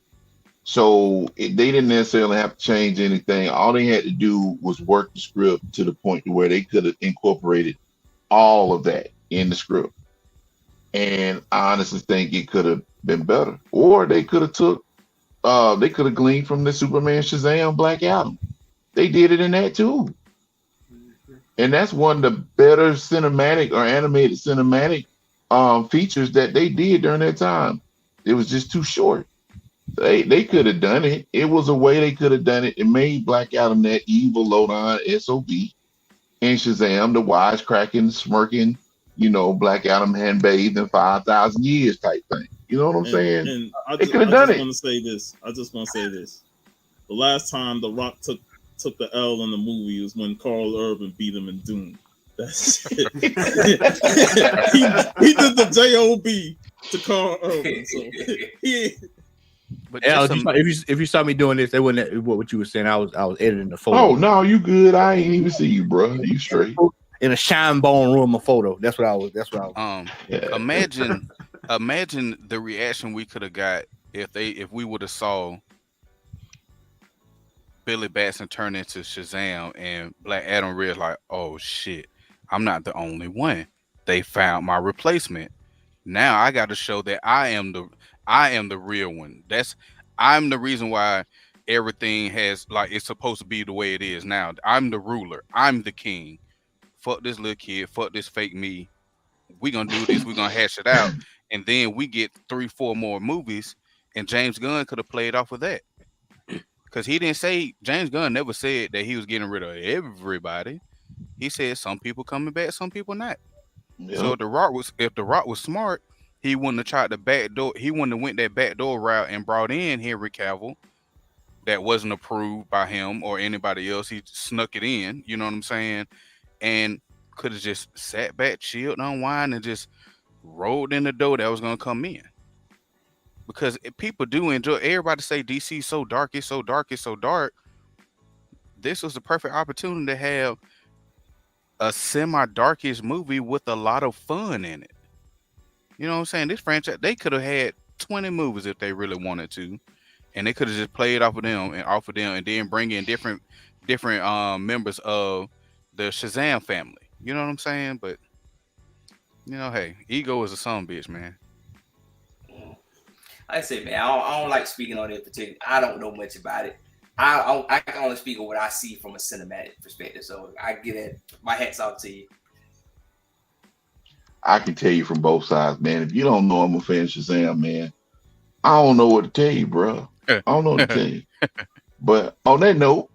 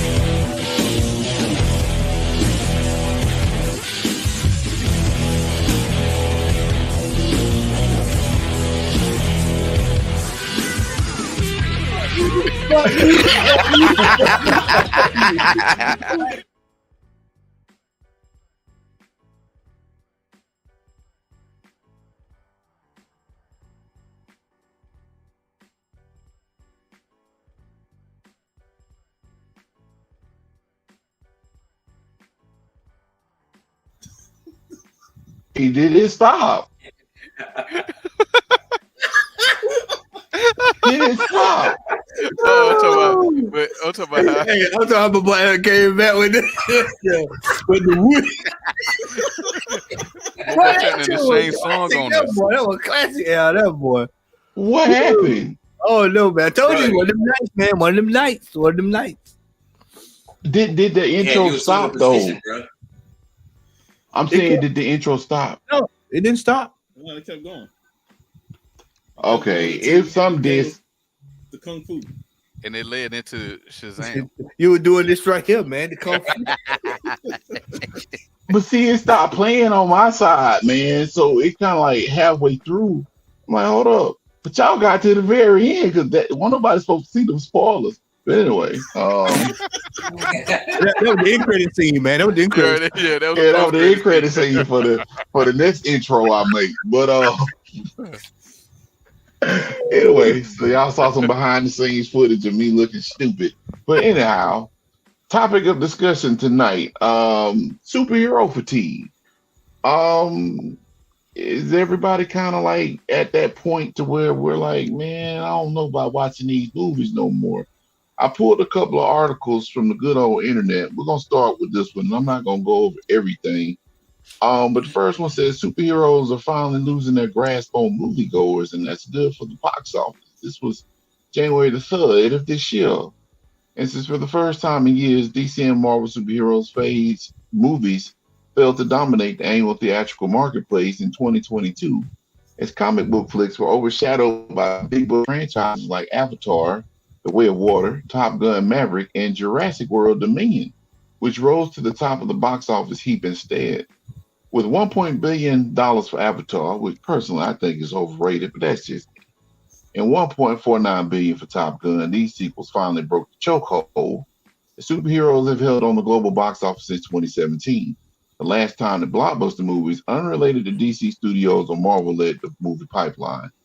Meanwhile, 2023 brings a slew of big franchises, including the Super Mario Brothers movie, which I really want to see, which I don't care about, Transformers Rise of the Beast, which I'm on the fence on, which rank amongst the most anticipated despite featuring not a single Caped Crusader. All audiences finally tired of superhero movies. Some Hollywood insiders say yes. You used to maybe one or two more movies a year alongside one DC movie, said a top movie studio executive who declined to be named.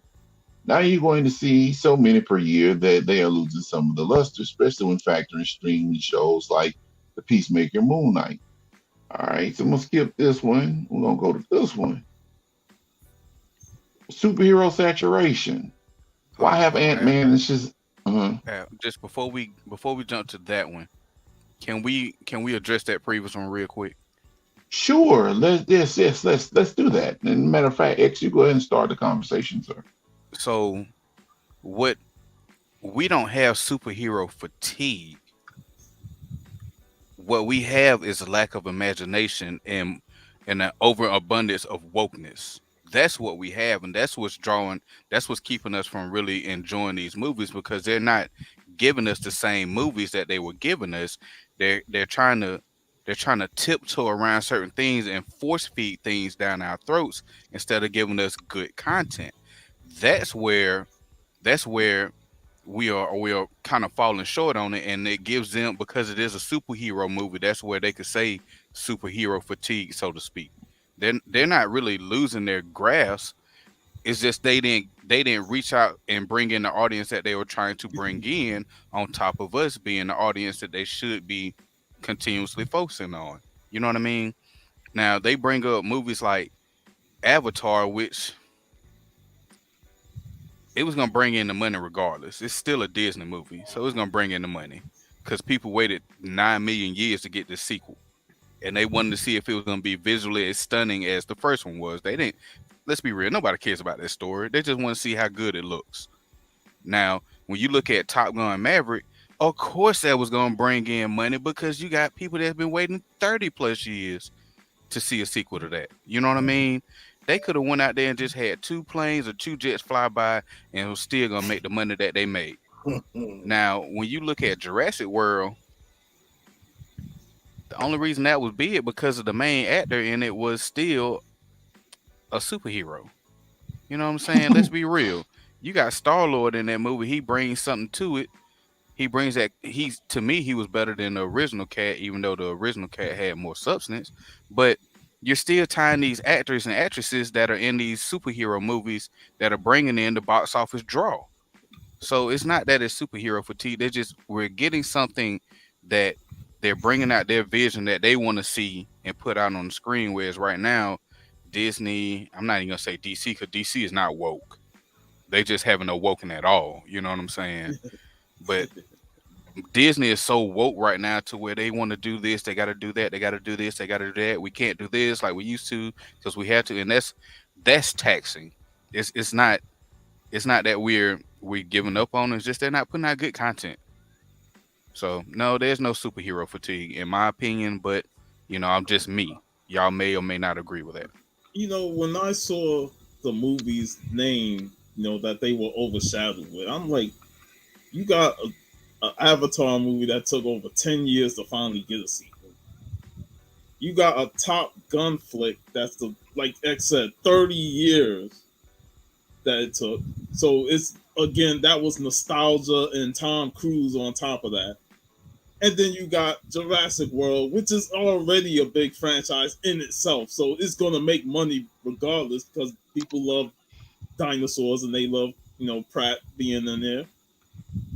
There's nothing new here. Like it's not like these superhero movies are losing out to like brand new franchises that started up. And the only new movie they brought up was Super Mario Brothers. The other movies are continuations of franchise. And Star Lord also, or I'm sorry, Chris Pratt is bringing a bunch of fans over for that.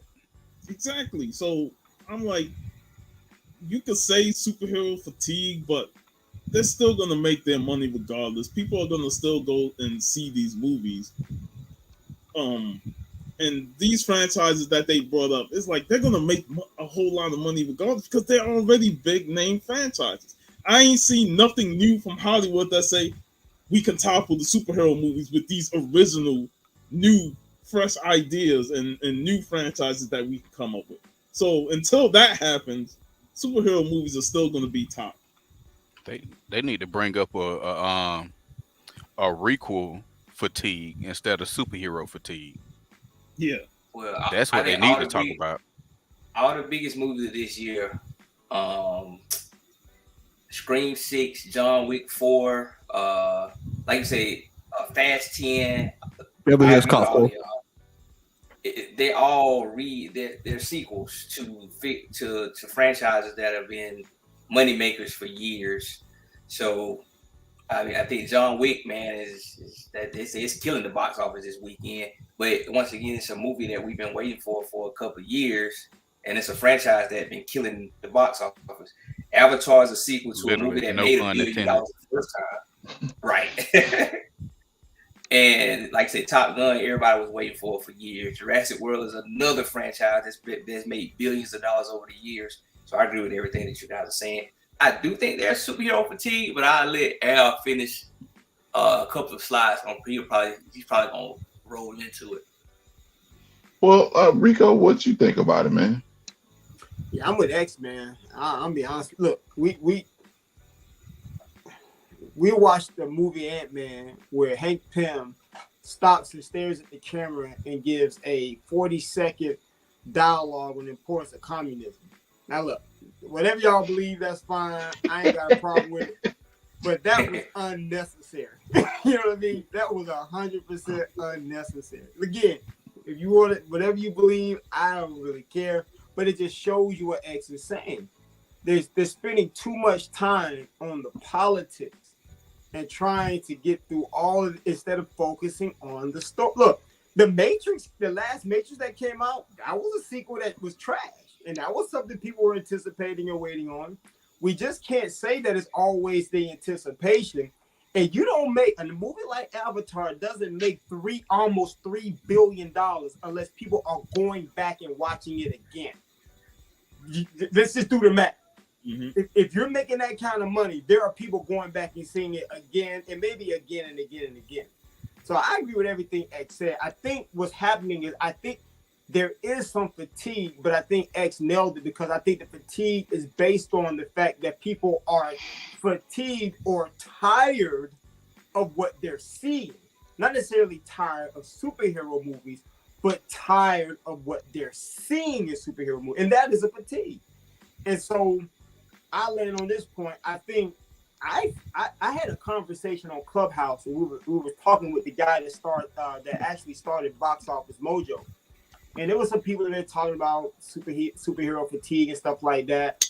And one of the guys was arguing like, oh, there's no superhero fatigue. You know, these people just got to make money, yada, yada, yada. I'm like, look, man, we got to just be honest with ourselves and realize, man, that we're not seeing the same level of production anymore. We're not seeing the same quality of stories anymore. These characters are not tied to canon or continuity like they used to. Look, I don't have a problem with you trying to mix up characters and do creative things. This dude said something so crazy. One dude brought up something. He said, well, the Creed movie is doing good. And the guy says this. Listen to what this guy said. He said, well, that movie had Jonathan Majors in it. I said, bro, Ant-Man had Jonathan Majors in it. So what are you talking about? So we'll go see Jonathan Majors in Creed. That movie does well, but in Ant-Man it doesn't. There's a reason for that. Let's just be honest. So yeah, I piggyback on everything X said, man. I think he dropped the mic on what he said. You know what? To that point, what Rico just brought up, man. You know what I would have said to that gentleman? I would have said, that's what I would have said. Well, man, go ahead. While you talking, man, go ahead and speak on it. I just think I agree wholeheartedly with what he just said. I just think that we have, when you try to shoehorn, y'all know how I feel about the Ant-Man movie. We didn't even, I don't even think we did a show. Did we even talk about that last month? We talked on it. We talked about that? Okay. Larry, I'm not even get started because Larry know how I feel about that. and -4 out of 10. It's just the fact that, man, I feel like Marvel is at a point where they're trying to get that luster that they have. That stuff was organic. We all got years ago. Yeah, that's what the word that the cane van. But we had organic, something that we had not seen. We didn't really know what was going on. We just knew that movies were coming out. There was no speculation because that also plays a part in this. Everybody is trying to get stuff. This is going to be in that cost of this and that and X-23 test tube. All of this and that and the third. And I just feel like it's kind of like I'm at a stage where it's just like, just give me something good and solid, please. I'm gonna be honest with y'all. And me and Al kind of danced around this the earlier day when we talked. And I told him, I said, I'm really not looking forward to anything outside of the Captain Marvel. Or not Captain Marvel. Jesus Christ, please, Lord, forgive me. Please forgive me, Lord. Larry. Please forgive me. Captain America and Falcon and Winter Soldier, brother, is basically what I'm pretty. Because I feel like that is something that, like, even with the show, you had to go back to basics. And I feel like stuff that you can just, the bare basics, they can get right. But anything that requires a lot of thought, like, it's gonna be interesting to see how this I will say it'll be interesting to see how this Captain Marvel movie gonna play out, and what all kind of stuff they're gonna throw in, all kind of goodies they're gonna throw in that, because they're gonna reach right into the the woke bag. They're gonna pull out every goodie they got for the woke bag of that movie. So, let's take it this way. Or what do comic books touch on? Do comic books touch on reality? Have comic books always touched on such social issues? I'll let Al answer that. Well, to answer your question, the answer is yes. Comic books have always been a reflection of reality. But this is the thing, though. what we're looking at a medium of comic books, and we're looking at a medium of movies. So a lot of stuff that we see in comic books is not going to relate in movies. Prime example. One of my favorite X-Men, y'all know. If you don't know, one of my favorite X-Men stories is God Loves Mankind. Excellent story by Chris Claremont. If you really want to learn about the X-Men and how they got where they are right now, that is a starting point. Now, we've talked about this amongst ourselves, and I kind of agree with everybody in terms of what we've seen. Now, yeah, comic books are a reflection of reality, but what was the last Thor movie? Love and Bunch Thunder. of goats laughing and screaming. A mess. That was I can't stand up for that one. I'm just saying. It was kowtowing. It was too much unnecessary fan service that destroyed that movie. I don't think it was woke, though. I think it was a bad movie. I didn't say it was woke. I'm saying it was a lot of it was a lot of stuff in that movie that shouldn't have been in that movie that bogged that movie down, and it made it. And I don't use this term often explaining a movie, but it made it a trash movie. It was horrible. So when you got people just like when Rico said, it's like the content that people are watching. I don't have a problem with certain things being in a movie, but let it be in the movie within reason. If you're going out of your way to try to explain or try to put something in a movie that, in all honesty, it should not be the focal point of a movie. We go to a movie theater. I don't care who you are. The main purpose is to be entertained by that movie. If I'm going to see the Hulk fight the Abomination, I don't want to sit and talk about how Al Qaeda is messing up over there in the Middle East. I don't want to see that. I want to see the Hulk and the Abomination, and not saying that that's not an issue that should be addressed. I think there's a time and a place for everything. And if you're gonna put something right that, but if you're gonna put something in a movie to that effect, let it be brief. Spike Lee, even though he made his movies to be entertaining, he still put stuff in his movies to kind of like say, okay, this is this. And he did in every one of his movies, but he did not allow for what he put in there, whatever message he was trying to put, unless it was a specific, like Do the Right Thing, for example. He didn't allow for any one of his movies to just overtake the whole gist of what the point he was trying to make. That's what I'm saying.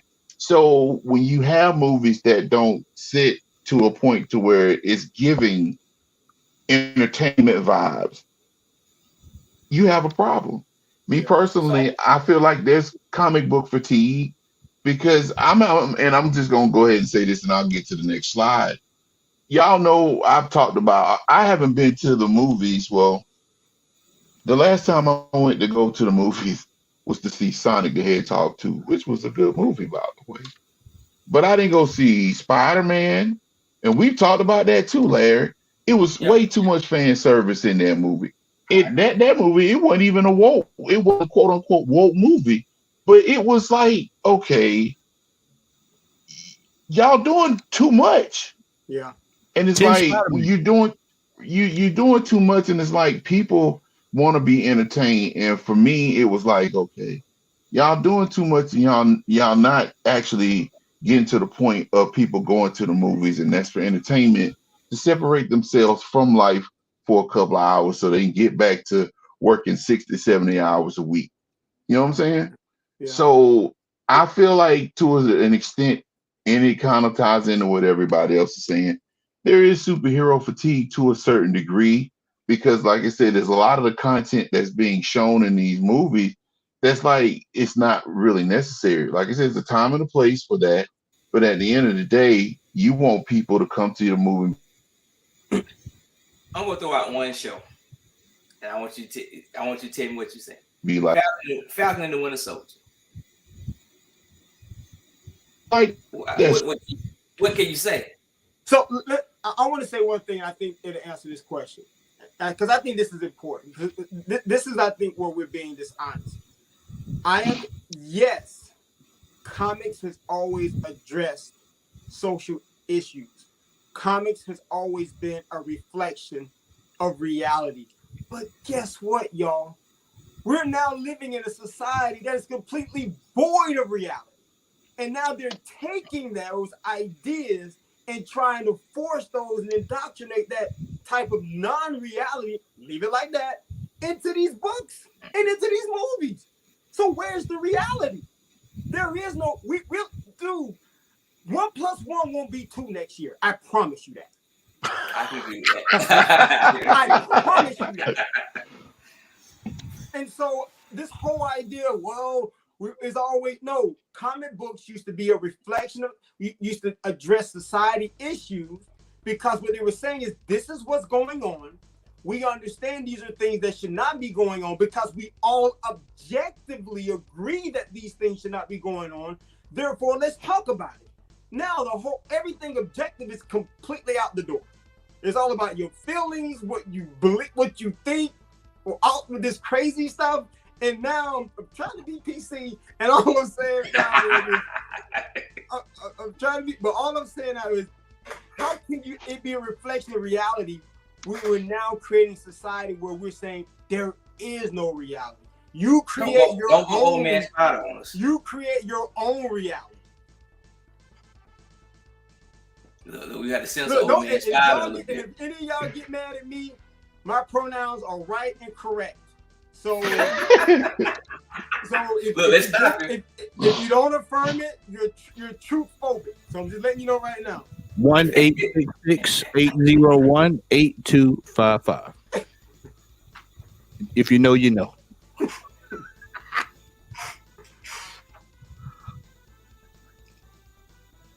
You got your second slide there? Yeah, I got the second slide. All right, so superhero saturation. Why have Ant-Man and Shazam struggled at the box office? Okay, so it says superhero movies are facing disappointing box office returns in 2023.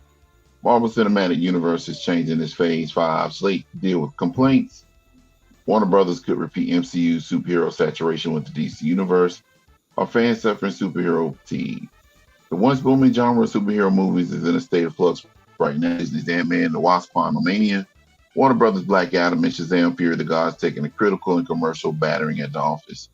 For the MCU, the world's highest grossing franchise, it's no surprise for comic book movies being big business.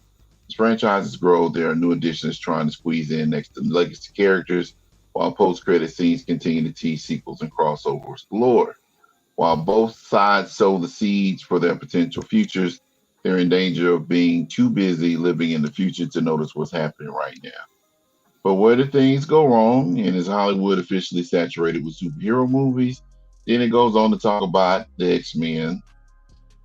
And then it goes on to talk about the Justice League and then Marvel and everything. So it basically touches on quite a few, properties during the time. Now, I'm going to start this off, and I'm just going to say, we started seeing comic book movies back in the day. It was new to us because, of course, we didn't have that. And when I say we didn't have that, we didn't have it in terms of high quality production values when it comes down to movies. For people as old as me, we had the Spider-Man from the 70s where he shot out rope instead of web. We had the Incredible Hulk TV series where the Hulk wore some green slippers when he ran through the woods. We had Captain America, which had a Tupperware shield that when he threw it, it took about 8 minutes for it to come back to him. I'm not making this stuff up. You can look these clips up on YouTube. Like, see Shazam through his shield. We ain't gonna talk about Shazam just yet. When Captain America threw that shield, it looked like a plastic umbrella top, and he threw it, and it just floated. Like, man, who you gonna knock out with that shield? And then, of course, we had the 70s Shazam, a low budget, that type of thing. So we weren't used to this kind of stuff. Our generation. So those movies came, Larry and I are huge X-Men fans, and we ain't gonna start with that. We're gonna go what I feel like is the originator of superhero movies, on a mainstream level, and that's Blade. Blade don't get the credit that he deserved. But with Blade, well, actually, Superman, we got to get Superman his props, even though I don't like that joke. But Superman, of course, and then the Batman movies, and then in terms of major, we looking at Blade. So it was a new thing. Say what, X? Don't forget Dolph Lundgren sitting Indian style, butt naked in the sewers. Oh. Or Lou Gossett Jr. But Lou Gossett Jr. But anyway, I mean, we it was something new to us. You know what I'm saying? So I mean, when it come down to it, it was fresh. You know, of course, when X-Men came out, it was something new. You know, Fox jumped on the property. My opinion, the first X-Men was okay. Second X-Men was the best. Third was garbage. Everything else after that been trash, except for a couple of, you know, I don't know. I already said this, so it ain't nothing new. But I think over time, and this is where I feel like a lot of the fatigue comes in, is that when you have, you know, the ability to watch what we've watched over the last 10, 15 years, it may not be a widespread like case of fatigue, but for me personally, I'm at a point to where I don't look forward to going to the more to watch a superhero movie. It may be the formula. It may just be the fact that I'm going to see something that's not really in my wheelhouse. It just may be the fact that the movie does not appeal to me. But, you know, when the pandemic hit, and even after the pandemic, everything that I've seen thus far when it comes down to MCU movies has been at home. And maybe it's the fact that the convenience of watching movies at home that were movies 2 months before has kind of spoiled me. But I don't have the desire to go watch a movie like I did when I watched The Incredible Hulk or when I watched Iron Man 2, heck, even Iron Man 3. And we ain't going to talk about that movie. But I just feel like it just over time, for me personally, I can only speak for myself. It's like I don't really. It doesn't excite. I see a trailer and I get excited. Then after that, it's like, okay, are you going to see that movie? No, I'm good. And it's like I think other people are like that too. But when it comes down to it, I just feel like it's just. We've gotten to a point to where, you know, and then not only that, when you've gotten to a point where you have, you know, the critics and the wannabe critics, you know, they attack movies. And, you know, at first, you know, that phase 1 and phase 2, everything was like, you know, honeymoon. But now it's like they come out, man, did you see the Hulk's eyeballs in She-Hulk, man? That dude looked like he was on crack, you know, that kind of stuff, you know. So I don't know, man. It just, to me, I personally feel like there is a type of fatigue, and I do long for the days where we can see other movies. But I've always said this, and y'all know this. At the end of the day, Hollywood is morally never mind. I'm about to say something else, but Hollywood is creatively bankrupt. 1866. They're creatively bankrupt, and there's only so many ways that they can go when it comes down to movies. And I've said this, and this is not just superhero movies. That's the reason why we see a Scream 9.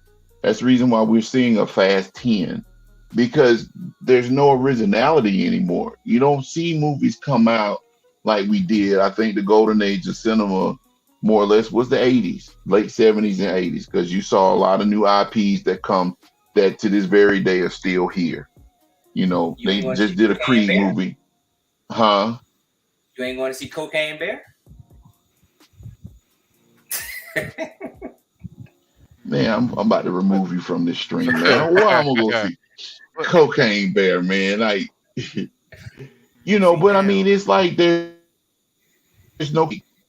I think actually AIDS, because it's not just Marvel and DC. We see a lot of, you know, Netflix and Hulu shows and, you know, other shows that try to capitalize on the superhero market, man. And it's like, y'all doing the most. It's too much, you know. Go ahead, Ed.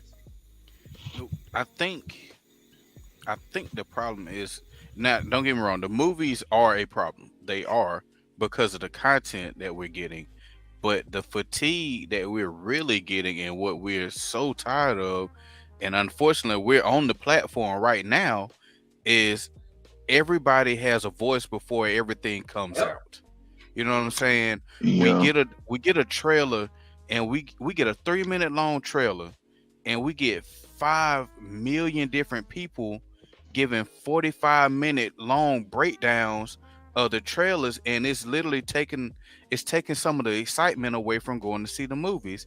And every year, how social media keeps growing and growing, it's making us numb to it. You know what I'm saying?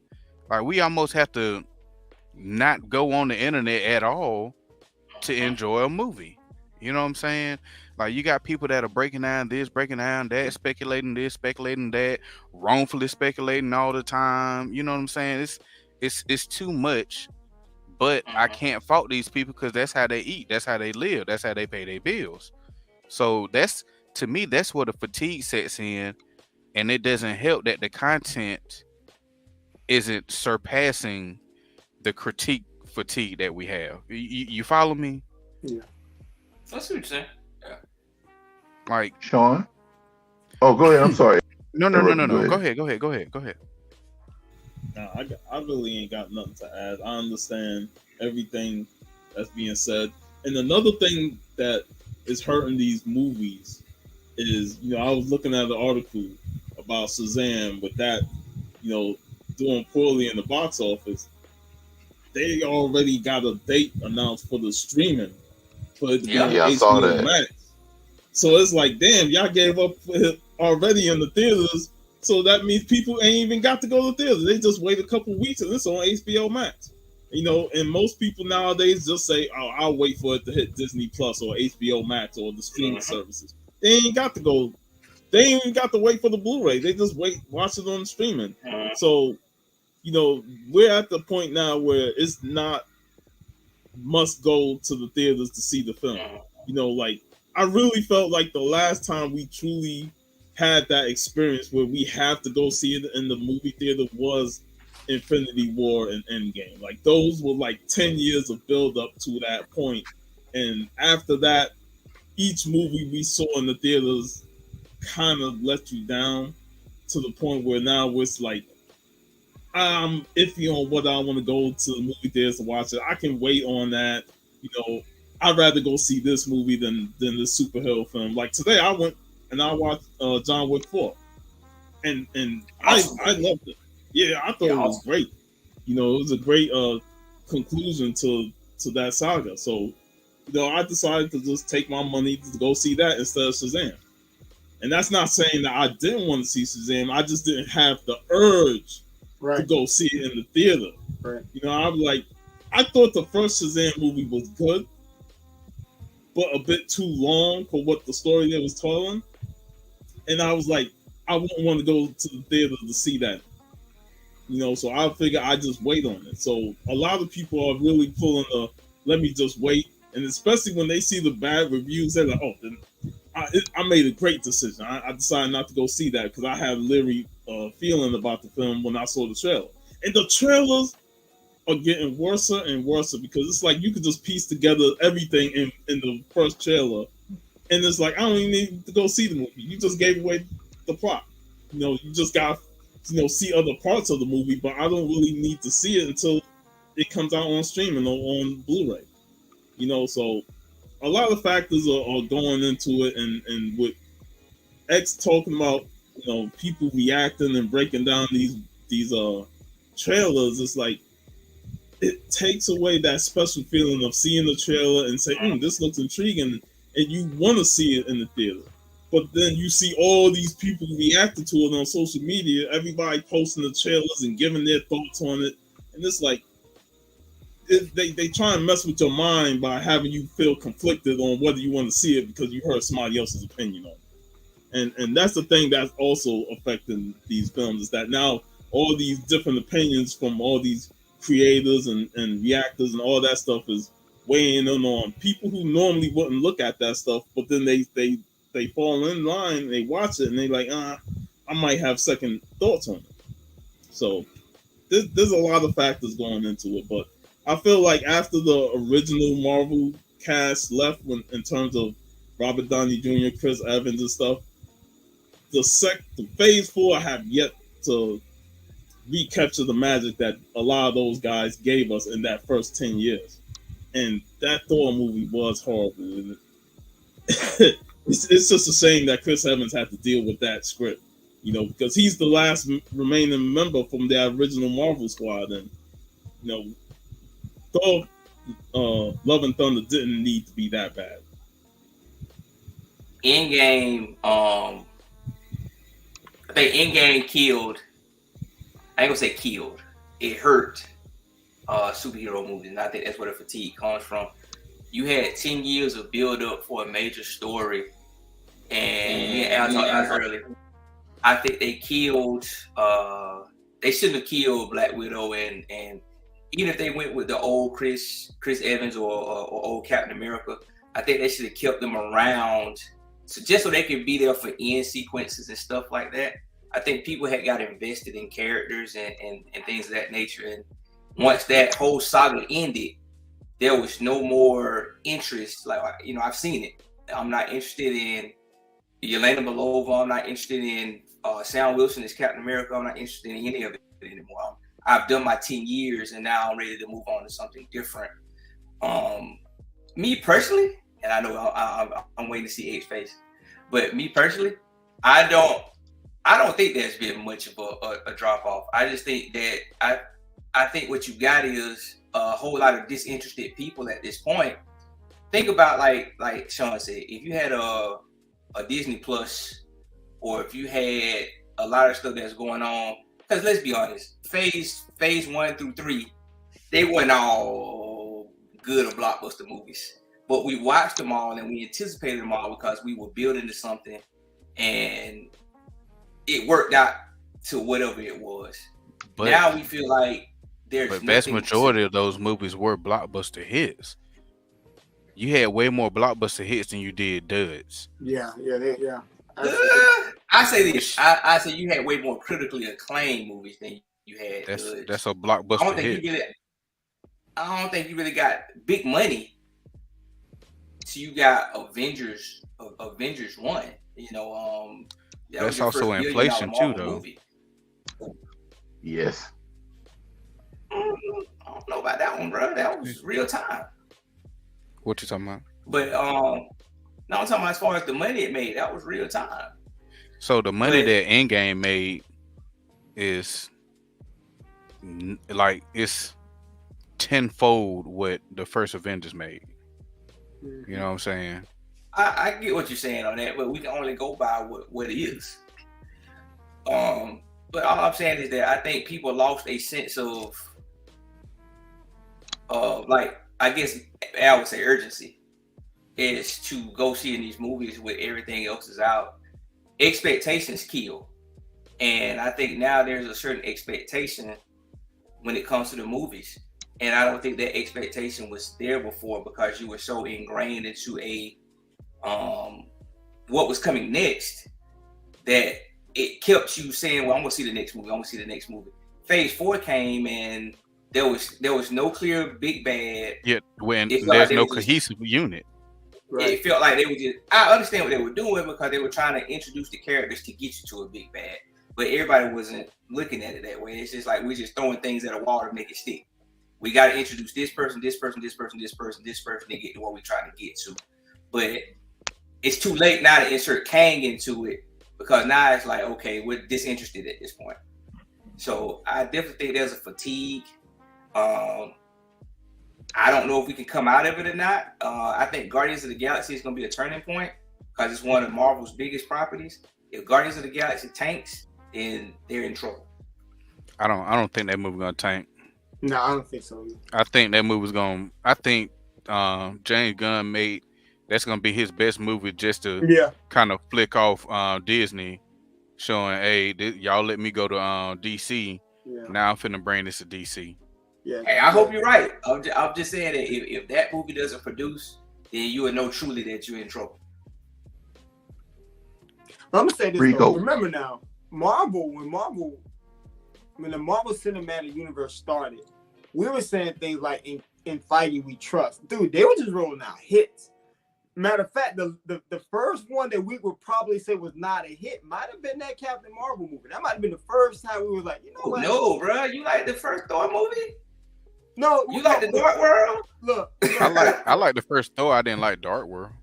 Yeah, I didn't care for Dark World. But what I'm saying is the only one you started having people starting really getting to the point where they felt like, okay, are we okay? What's going on? Well, I think with that Captain Marvel movie. I think the problem that we got to realize is that this is not just a hobby. This is a market that controls these movies. There are like scripts that actually leak. Some of y'all might have seen. You go on Discord. I've had people share with me, say, "Hey man, they say that this is gonna happen in the movie, this and that." People are we have people in this hobby. Somebody even mentioned it in the comment section about it's turning into speculation and variance because you got people that are trying to get as much information as they can so they can buy these books. Because to them, it's not about the movies. It's about getting those books on eBay and making as much money as possible while they can.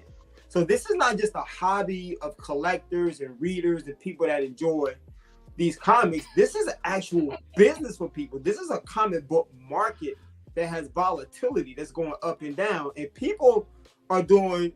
Like I've heard people say there are people on their phones in the movie on eBay ready for something to happen so they can buy a book. I mean, you're literally not even enjoying the movie so you can jump ahead and get the book so you can turn around and get it before it spikes. So there's a lot of things, man. But you saw what Marvel suing the people from Reddit because of that same thing, that the script leaked and they finally found out who leaked the script. And they were saying that wasn't it Anthony Mackie? He was describing the process. He said he hasn't read the script yet for Captain America 4 because of the type of lockdown they have to put on it. They have to send him some kind of secure file. Somebody from Marvel has to be in the room when he unlocks the file for him to even read the script because they said they're trying to guard it so heavily now before they can even read the script.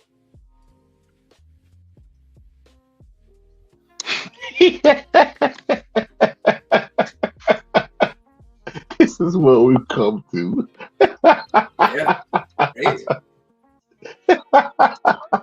But so this is what I don't understand about that, right? Oh boy. So when you look at this ain't the first time that they made dummy scripts before, because they clearly had to give dummy scripts to people like Tom Holland, who is a walking spoiler alert. You know what I'm saying?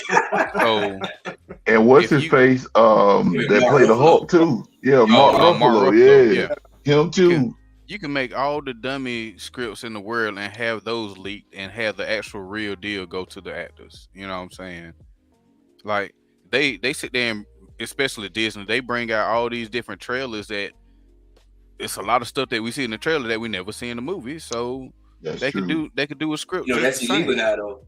They just got sued for that, man. So they sure did. Yep, I remember that. They can't do that. The dumbest thing in the world.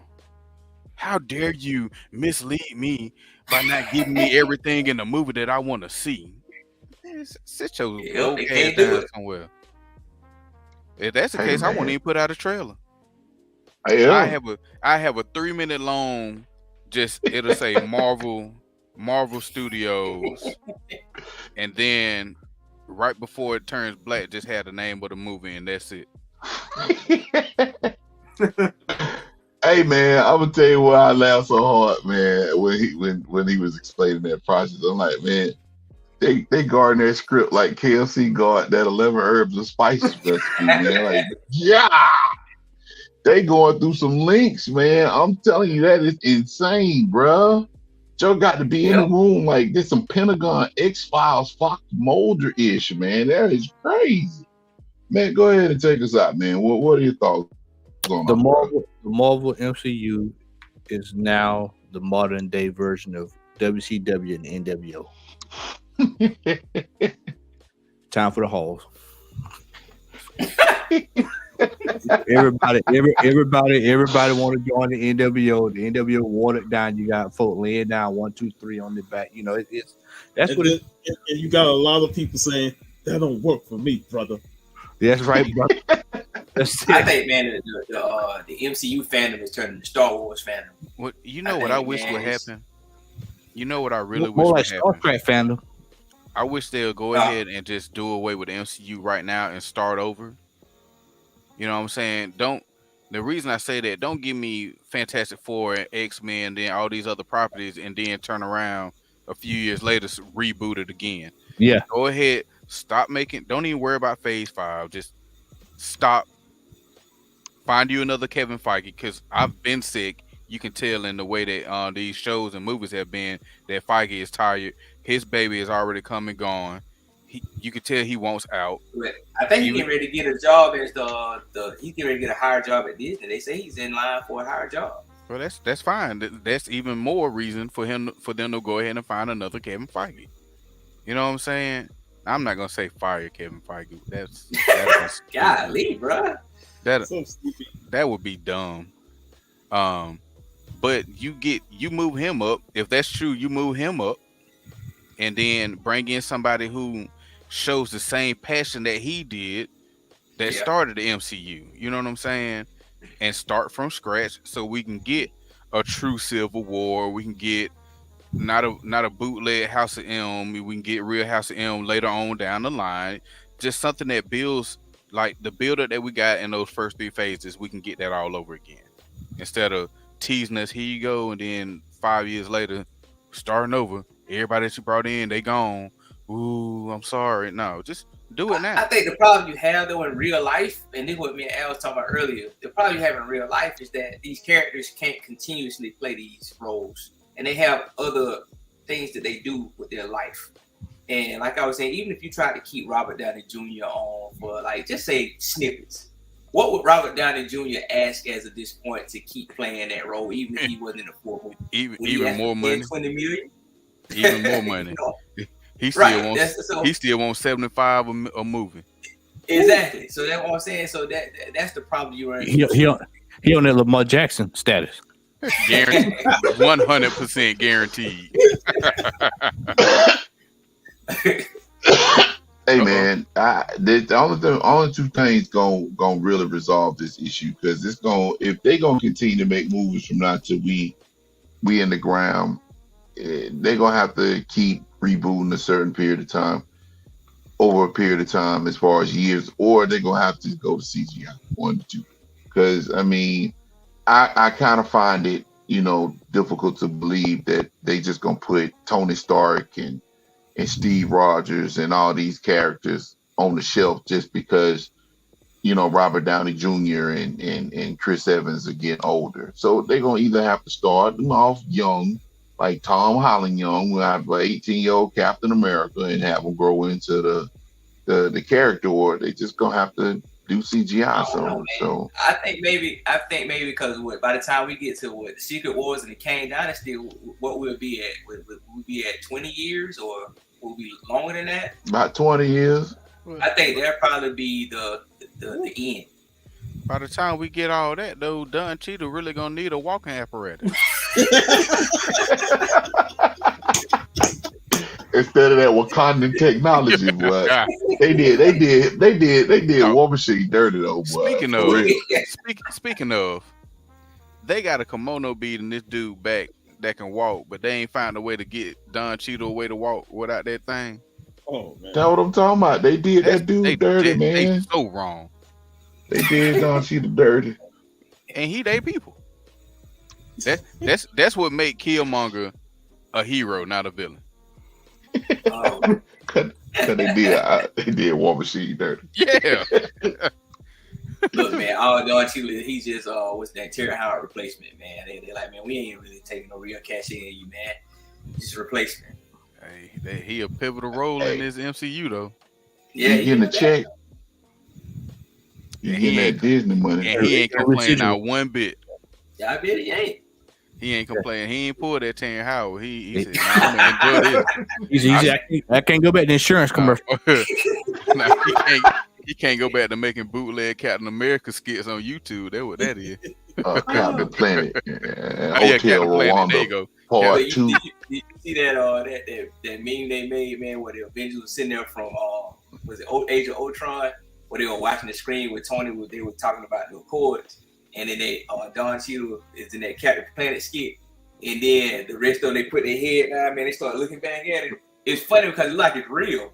You have to find that one, man. Chuck Turner, baby. It was like, man, this who you let in, and everybody look back at it, and then Tony, you got Tony doing like this. Hey, Truck Turner will be the Beyonder. That's who that will be. Good conversation, guys. Good conversation. Anybody got anything, any parting words to say before we head to Halls? I will say one thing. I really think the Flash movie is gonna end up being a good movie. I hate to admit it, but I think the Flash movie is gonna be an excellent movie. Why you hate to admit it? Huh? Because I don't like all the bullshit that Ezra Miller has done. I can't stand that dude. Like I can't stand that dude. You have to be, for you to be a non-acting actor, but you showing your ass and acting up in real life. Come on, bro. You. He's in full heel mode, off screen. Right. Hey man, Forest Hill. You talking about where I used to stay, man? This cat right here, man. I said full heel mode. Oh, my bad. Oh. My bad. You said Forest Hill. I thought he said Fort Hill. I was like, wait a minute. He is at Waverly Point right now, though. But like, man, I think that movie gonna end up being amazing. All it's gonna do is stir up more BS that's going on in DC, because we already get all this bullshit about restore the Snyderverse and this, that, and the other, which fuck all that. Yeah, man, I think it's gonna give it's probably gonna get a boost that Black Adam thought whatever The Rock thought he was gonna do. He gonna get a real boost. Right, the Flash is gonna probably give it that boost. But I can't wait for it to come and go though, whether it's good or bad, because we'll actually be able to reboot the franchise and see what Gunn is gonna do for DC. I'm all about giving this man a chance. You know, people sitting here already calling for his job because of The Rock and Henry Cavill, but they forget that he has put out two of the most successful properties so far in DC, and that's the Suicide Squad and Peacemaker. You know what I'm saying? You ain't met nobody that didn't like either one of those. And without the Suicide Squad, we wouldn't have Peacemaker. So shut up, get this man the chance to do what he does. You see what he did with Guardians of the Galaxy, as we done said multiple times on our previous shows. This man took people that nobody gave a fuck about and made you actually care about them, and pretty much gave everybody a new start in their career. So he could do the same thing in DC. Just let him do his thing. All right. Well, with that, it's now time.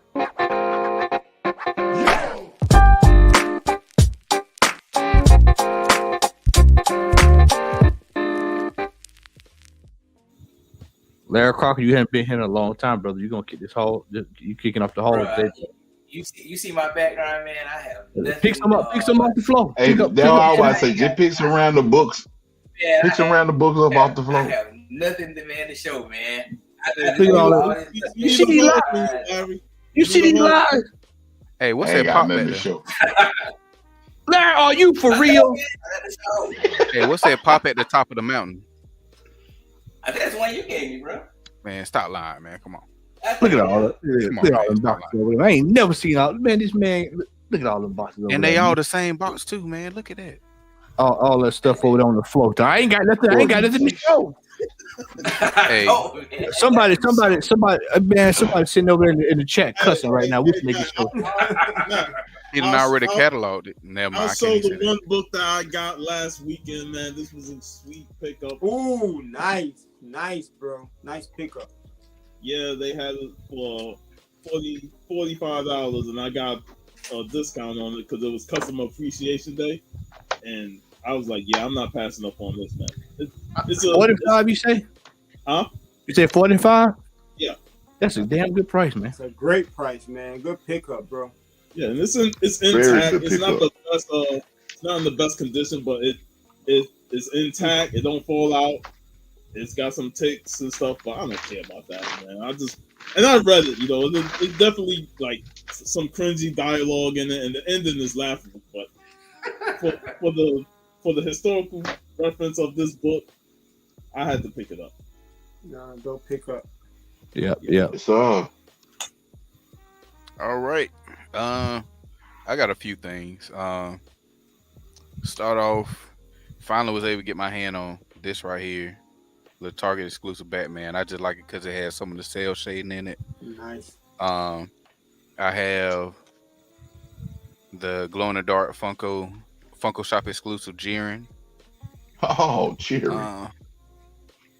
And went ahead and I missed it when it first came out, and then when they did a restock, I went ahead and ordered one for me and Junior. You know, I got to get my Demon Slayer fix in. Also picked up Dead Man. I'd have had him for a minute. Oh, that's dope. It is dope, man. That's real nice. It's finna be one of my paint projects. Popping his collar. Got the Eradicator. Nice. Probably the only Superman. Well, I'm gonna get all four of them, but those will be the only Superman figures that I own. Finally got my, even though I can't stand him as Batman, got a Christian Bale Dark Knight McFarlane figure. I don't know what took me so long to finally get this statue right. Well, you can call it a statue. I got the red and black one, and I had the platinum variant, and I finally went ahead and got my hands on this one. And yeah, from the movie. And finally got the 12-inch Hush. That's nice. That's nice. I'm waiting on the rest of the figures to come in from my pre-orders, but that is going to do it for me. And of course, I got Resident Evil 4, but that's already in the console right now. All right. Rico, you got anything over there you want to show, brother? I think the latest Black History comic book from 1906, well, signed by Frederick Douglass. This man said 1906. Yeah, I got a few things I bought, not a lot, but here's one I got. The Frederick Douglass variant. This is one I'm really excited about. This one right here, first appearance of Lady Hawk. Oh, yeah. We love Nice. Regina Morgan and her sister. Nice. Love that book. I found out there's only like I think 2 or 3 of these in the 9/8. So I thought it was kind of cool. That's got to be hard to get a 9/8 with a red cover with a pink cover. Man. Red cover. Y'all know me, man. I like my old school stuff, man. Little two-fisted tails. Oh yeah. Okay. Yeah, I just got this book not too long. I grab this every time I see a good deal, man. It's a tough book, man. It's a real tough book, man. So what else I grab? Oh man, this is another book, man. I was lucky to get another one of these. These are hard to find. I got a Garfield one like that, man. Yeah, this is a tough variant. So I collect these. So I'm happy to grab another one of these, man. So that was kind of cool. Hold on. I got this in. Matter of fact, a little bit of wartime romance. Don't worry about that 1.8. Yeah, This is Matt Baker. Hey, brother, that's Matt all right, Baker man. cover. I love this cover. So got this one in. And let me see. I think I got one more. I collect these Ring magazines. I love this one, man, with that Jack Johnson cover, man. It's pretty dope. Nice. Classic, man. Love this one, man. I see those 2 Moon Girls that you got behind you. Yeah. Oh, this one came in. Dude, I collect these the Frankenstein run. These are hard to get. G-Man is going crazy. If you're watching this, he have conniptions. And this is one I've been wanting, and so I got a great price. I literally stole this book, man. So if y'all see a body somewhere, man, that's my fault. It's Zodiac Killer. Yeah, man. And last but not least, this is not a comic, but man, this is a card, man. This is my favorite Willie Mays card. This is the 1959 Baseball Thrills card with that catch. So I was able to get this in a really nice near mint copy, man, from my Willie Mays collection. So if I can kind of zoom in a little bit. Love this card. This is one of my favorite cards. So I was holding off because I wanted to get one that was really well centered. in a really good grade. So I was able to get this in a 7, which is a really good grade for a vintage card. So Nice. yeah, but that's it, man. That's all I got. Nice. Quick He threw question, that from the Rico. Quasars. Quick question: Are you attending MegaCon this next weekend or no? Man, I got to go out of town and help my sister, man, who's moving that weekend, man. So I won't be able to make it. All right. All right. Brother Al. And why come I can't go last? That's all right though. Oh, you know We what? know No, you I'll let got you go. No. It's too late. I'm already showed up. Stupid. No. It's easy, man. I just Well, you know go you ahead. get put the back. No. Hey Al, you know why? No, You know he got why. that book. He got that American Revolution comic signed by Paul. Paul Say Revere. what now? Yeah, Paul Revere and the Beast Boy, right? Boston Tea first comic Party book. edition. You got the first comic book ever printed. He got a papyrus, but for superheroes, like a Dragon edition. If y'all ain't never, the Yakuza games is the joint, man. I love them. This one's set back in feudal Japan, and then of course, Resident Evil. PS. It got a good show, but I'm gonna go through it real quick. Got a couple of AOKs I'm gonna show from Yes. the brother Rico, Stone Cold, Steve Whiten from showing Blood Syndicate number 6. Oh yeah. That's what's up. DC Universe Lazarus Planet Legends Reborn. I got that because they doing some stuff with my boy Dude, there's a Firestorm lot on of the first man. appearances in that, bro. There's a bunch of first Oh, yeah. appearances. Yeah. Mm-hmm. Black Adam number 9. I like this cover. Deceased Tight skull. Says tight skull cover. Yeah, man. Deceased number 7, War of the Undead Gods. The new champion of Shazam number 3. Right now. Take these down, put them back in. Monkey Prince number 8. Monkey Prince number 9. Monkey Prince number, I don't know what number 10 at, but somewhere. Monkey Prince. Sins of Sinister number 1. Monica Rambeau Photon number 4. Bishop number 1. Well, all the extra Negroes. X-Men 16, just kept on some stuff from earlier, from last year. Number 17. And number 19. I got my Alec Cubs. I could only find 2. Got the Emma Frost. And my feeling, the Juggernaut, bitch. Nice. I like these timeless covers. Now, on to my AOKs. Got 2 OK on show. The first one on show is I got from Stone Cold Steve White. You watching Man Shade. If I know, well, most everybody know that watch the show. I'm trying to complete not that one X-Men run. So he has his 4 books. And I really appreciate it. But he sent me this one book. Kind of shocked that I got. And I talked about it on the show. One of the best X-Men stories that's ever been told. God Love Man Kills. That's the original. This is, man, one of the best X-Men. Yes, the original. Somebody say something?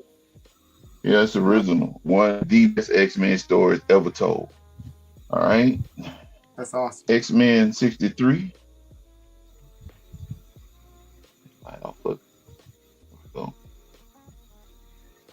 X-Men 42. Wow. X-Men 40. Frankenstein, boy, you Oh scared. yeah. Oh yeah. And I didn't expect this one, but I got this one too. X-Men 11. Wow. Man. That's what's up. So these were A-OK to me by again Steve White, and I appreciate it. That take that grand total down 22 books before I had that full the Uncanny X-Men Volume 1. This one I'm gonna have to take off of I might put on my regular screen. Shout out to Rico, man. Rico, bro, you man, I smiled like it was a kid. Like I knew I would get Metroplex for Christmas when I saw this, man. Hold on, let me get this back to where it needs to be. Huge fan of Fat Albert. Rico is a purveyor of all things black. He's a sale of the original Fat Albert cartoon. Oh, that's tough, man. Man, yeah, I'm gonna frame it. I still haven't found out what episode this came off of, but I'm gonna find out. That came. I sure appreciate it. That was on the What's Going Down episode of That's My Mom. Man, you welcome, bro. Man, you welcome, man. I sure thank you, man. Thank you. Yeah, man. Yeah, that was awesome, See, man. But yeah, it that's would have been great. It would have been great had you closed the whole out, but Matt was like, "Nah, I go last." The only reason why I did because Alan texts me and he'll say, "I want to go last." So, he do it every other show. So I was like, "Okay, well, he probably want to go last." That's the only reason why I did. Nah, I'm good. You know, you got them Dead Sea Scroll comic books, man. Look on that. Dead Sea Scroll. All right. First up, we have I before E. This is except after C. After C, yeah. This is actually the first appearance of the Max. Nice. A word. Yep. I didn't know that. Y'all remember when he had that cartoon on MTV? Oh, hey, go buy them because they show cheap. Go buy them. They show cheap, man. I didn't know that was the first appearance. Static number 35. Nice. 35. Yeah, 35.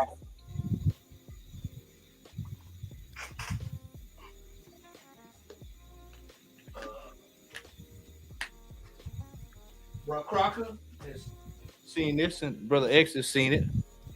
We have Wolverine Origin. Oh, that's a nice copy. The three bone variant.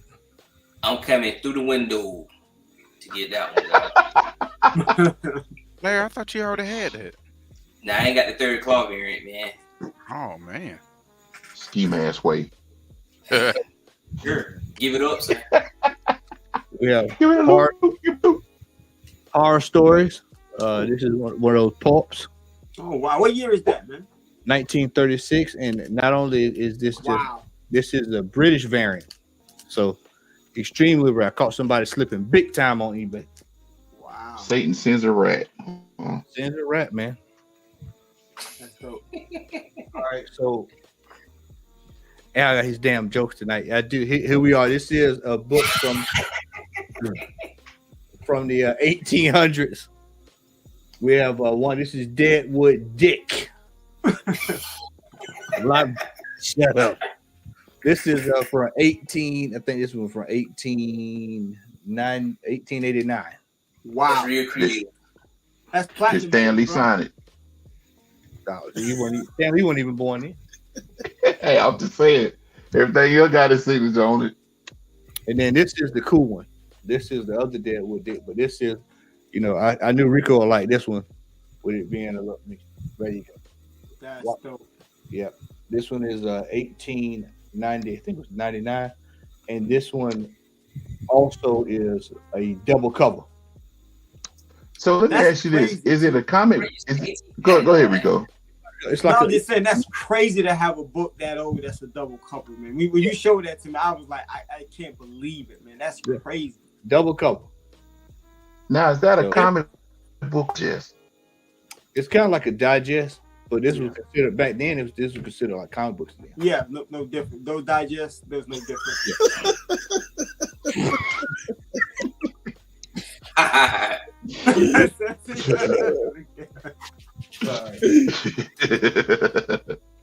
We got Web of Mystery number 18. I caught somebody. Tell you, boy, if you be I'll be up later, and I had to stay off the damn internet, man. But I caught this for a deal. I still can't believe I paid what I paid for it. So. Wow. And you know what? I do the same thing because I work late, so I'm usually on the computer late. And it's sad though, man, because that's why. But I end up getting all these great deals. Yeah. But I hate it because I be spending so much money though. I do too. Damn. Trust me. I had Larry tell you I had to go to work to get to pay to put this pile, take care of this pile I didn't spend money on. Black Magic number 5. This is early Jack Kirby. Wow. There's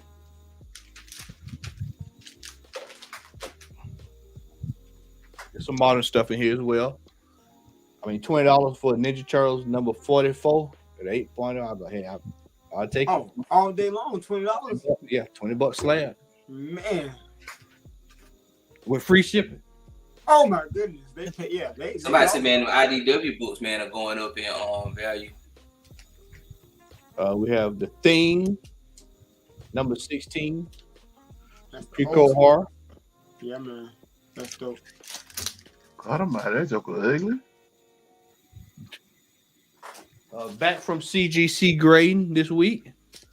We have Captain Marvel Adventures. Wow. It's a 1.5. How long did it take for them to get that back to you? I did express, so it took 5 days. Oh wow. I need to do mine. This is a cool one.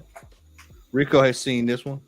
Wait, I think I showed this in the group, but this is yeah, man. I'm looking for that, bro. Ever since you showed that to me. It is tough. Days of Change. This book is from the National March on Dimes. This is from 1978. And on the back it says, "Boy, help there. A lot depends on you." The little black boy. Hold up. So that's March of Dimes, not okay. Dime. So that's an educational. Okay, that's an educational comic book. That's what's up. Yep. So let me show you why that book is so. One of the reasons why that book is so dope. I reached out to, I forget this young lady's name. She's like a historian on romance books. It is literally a huge gap between black romance covers from the golden age to the bronze age. And that book, as early as that book is, that may be one of the earliest black romance covers since the golden age. Because there's literally hardly any, there's hardly any at all from the silver age at all. Yeah. Like, it's almost impossible to find. We forget Negro romance, and those books came out during the golden age. So that's crazy, man. So that's a dope find, man. Appreciate that, man. Appreciate that. Next up, we have a Green Hornet, number 36. Wow, that's dope. I love those red covers. Yeah, man. Remo ain't got no sense. Remo ain't got no sense, man. Billy D. Williams.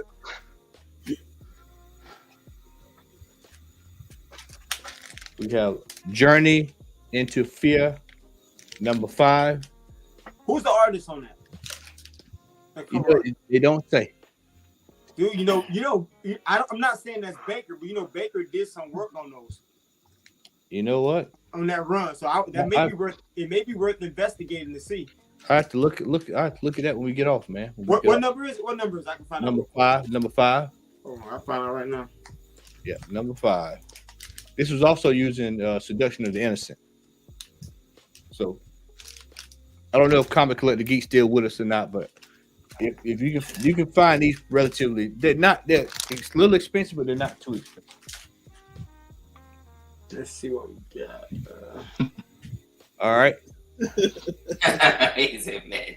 Go to hell. Because Matt Baker worked on number 1. Just so you know, Matt Baker worked on number 1. So number 5. cover is. Oh, it doesn't say. Doesn't say. Yeah. No, I can't find it. What's this? All right. Next up, we got crime suspense stories. Number 9, 8.0. This is the 4th highest graded copy on the census. Oh, nice. Very nice. And taking us home tonight rather, I have finally completed the trifecta. I now have all 3. Hulk. Oh, wow. 180. Nice. So now done. I have finally got all 3. 180, 181, and 182. So nice, bro. Glad to be done with that. So well, that's a haul right there. And that is it. That is my haul. But he fighting that smile so hard right now.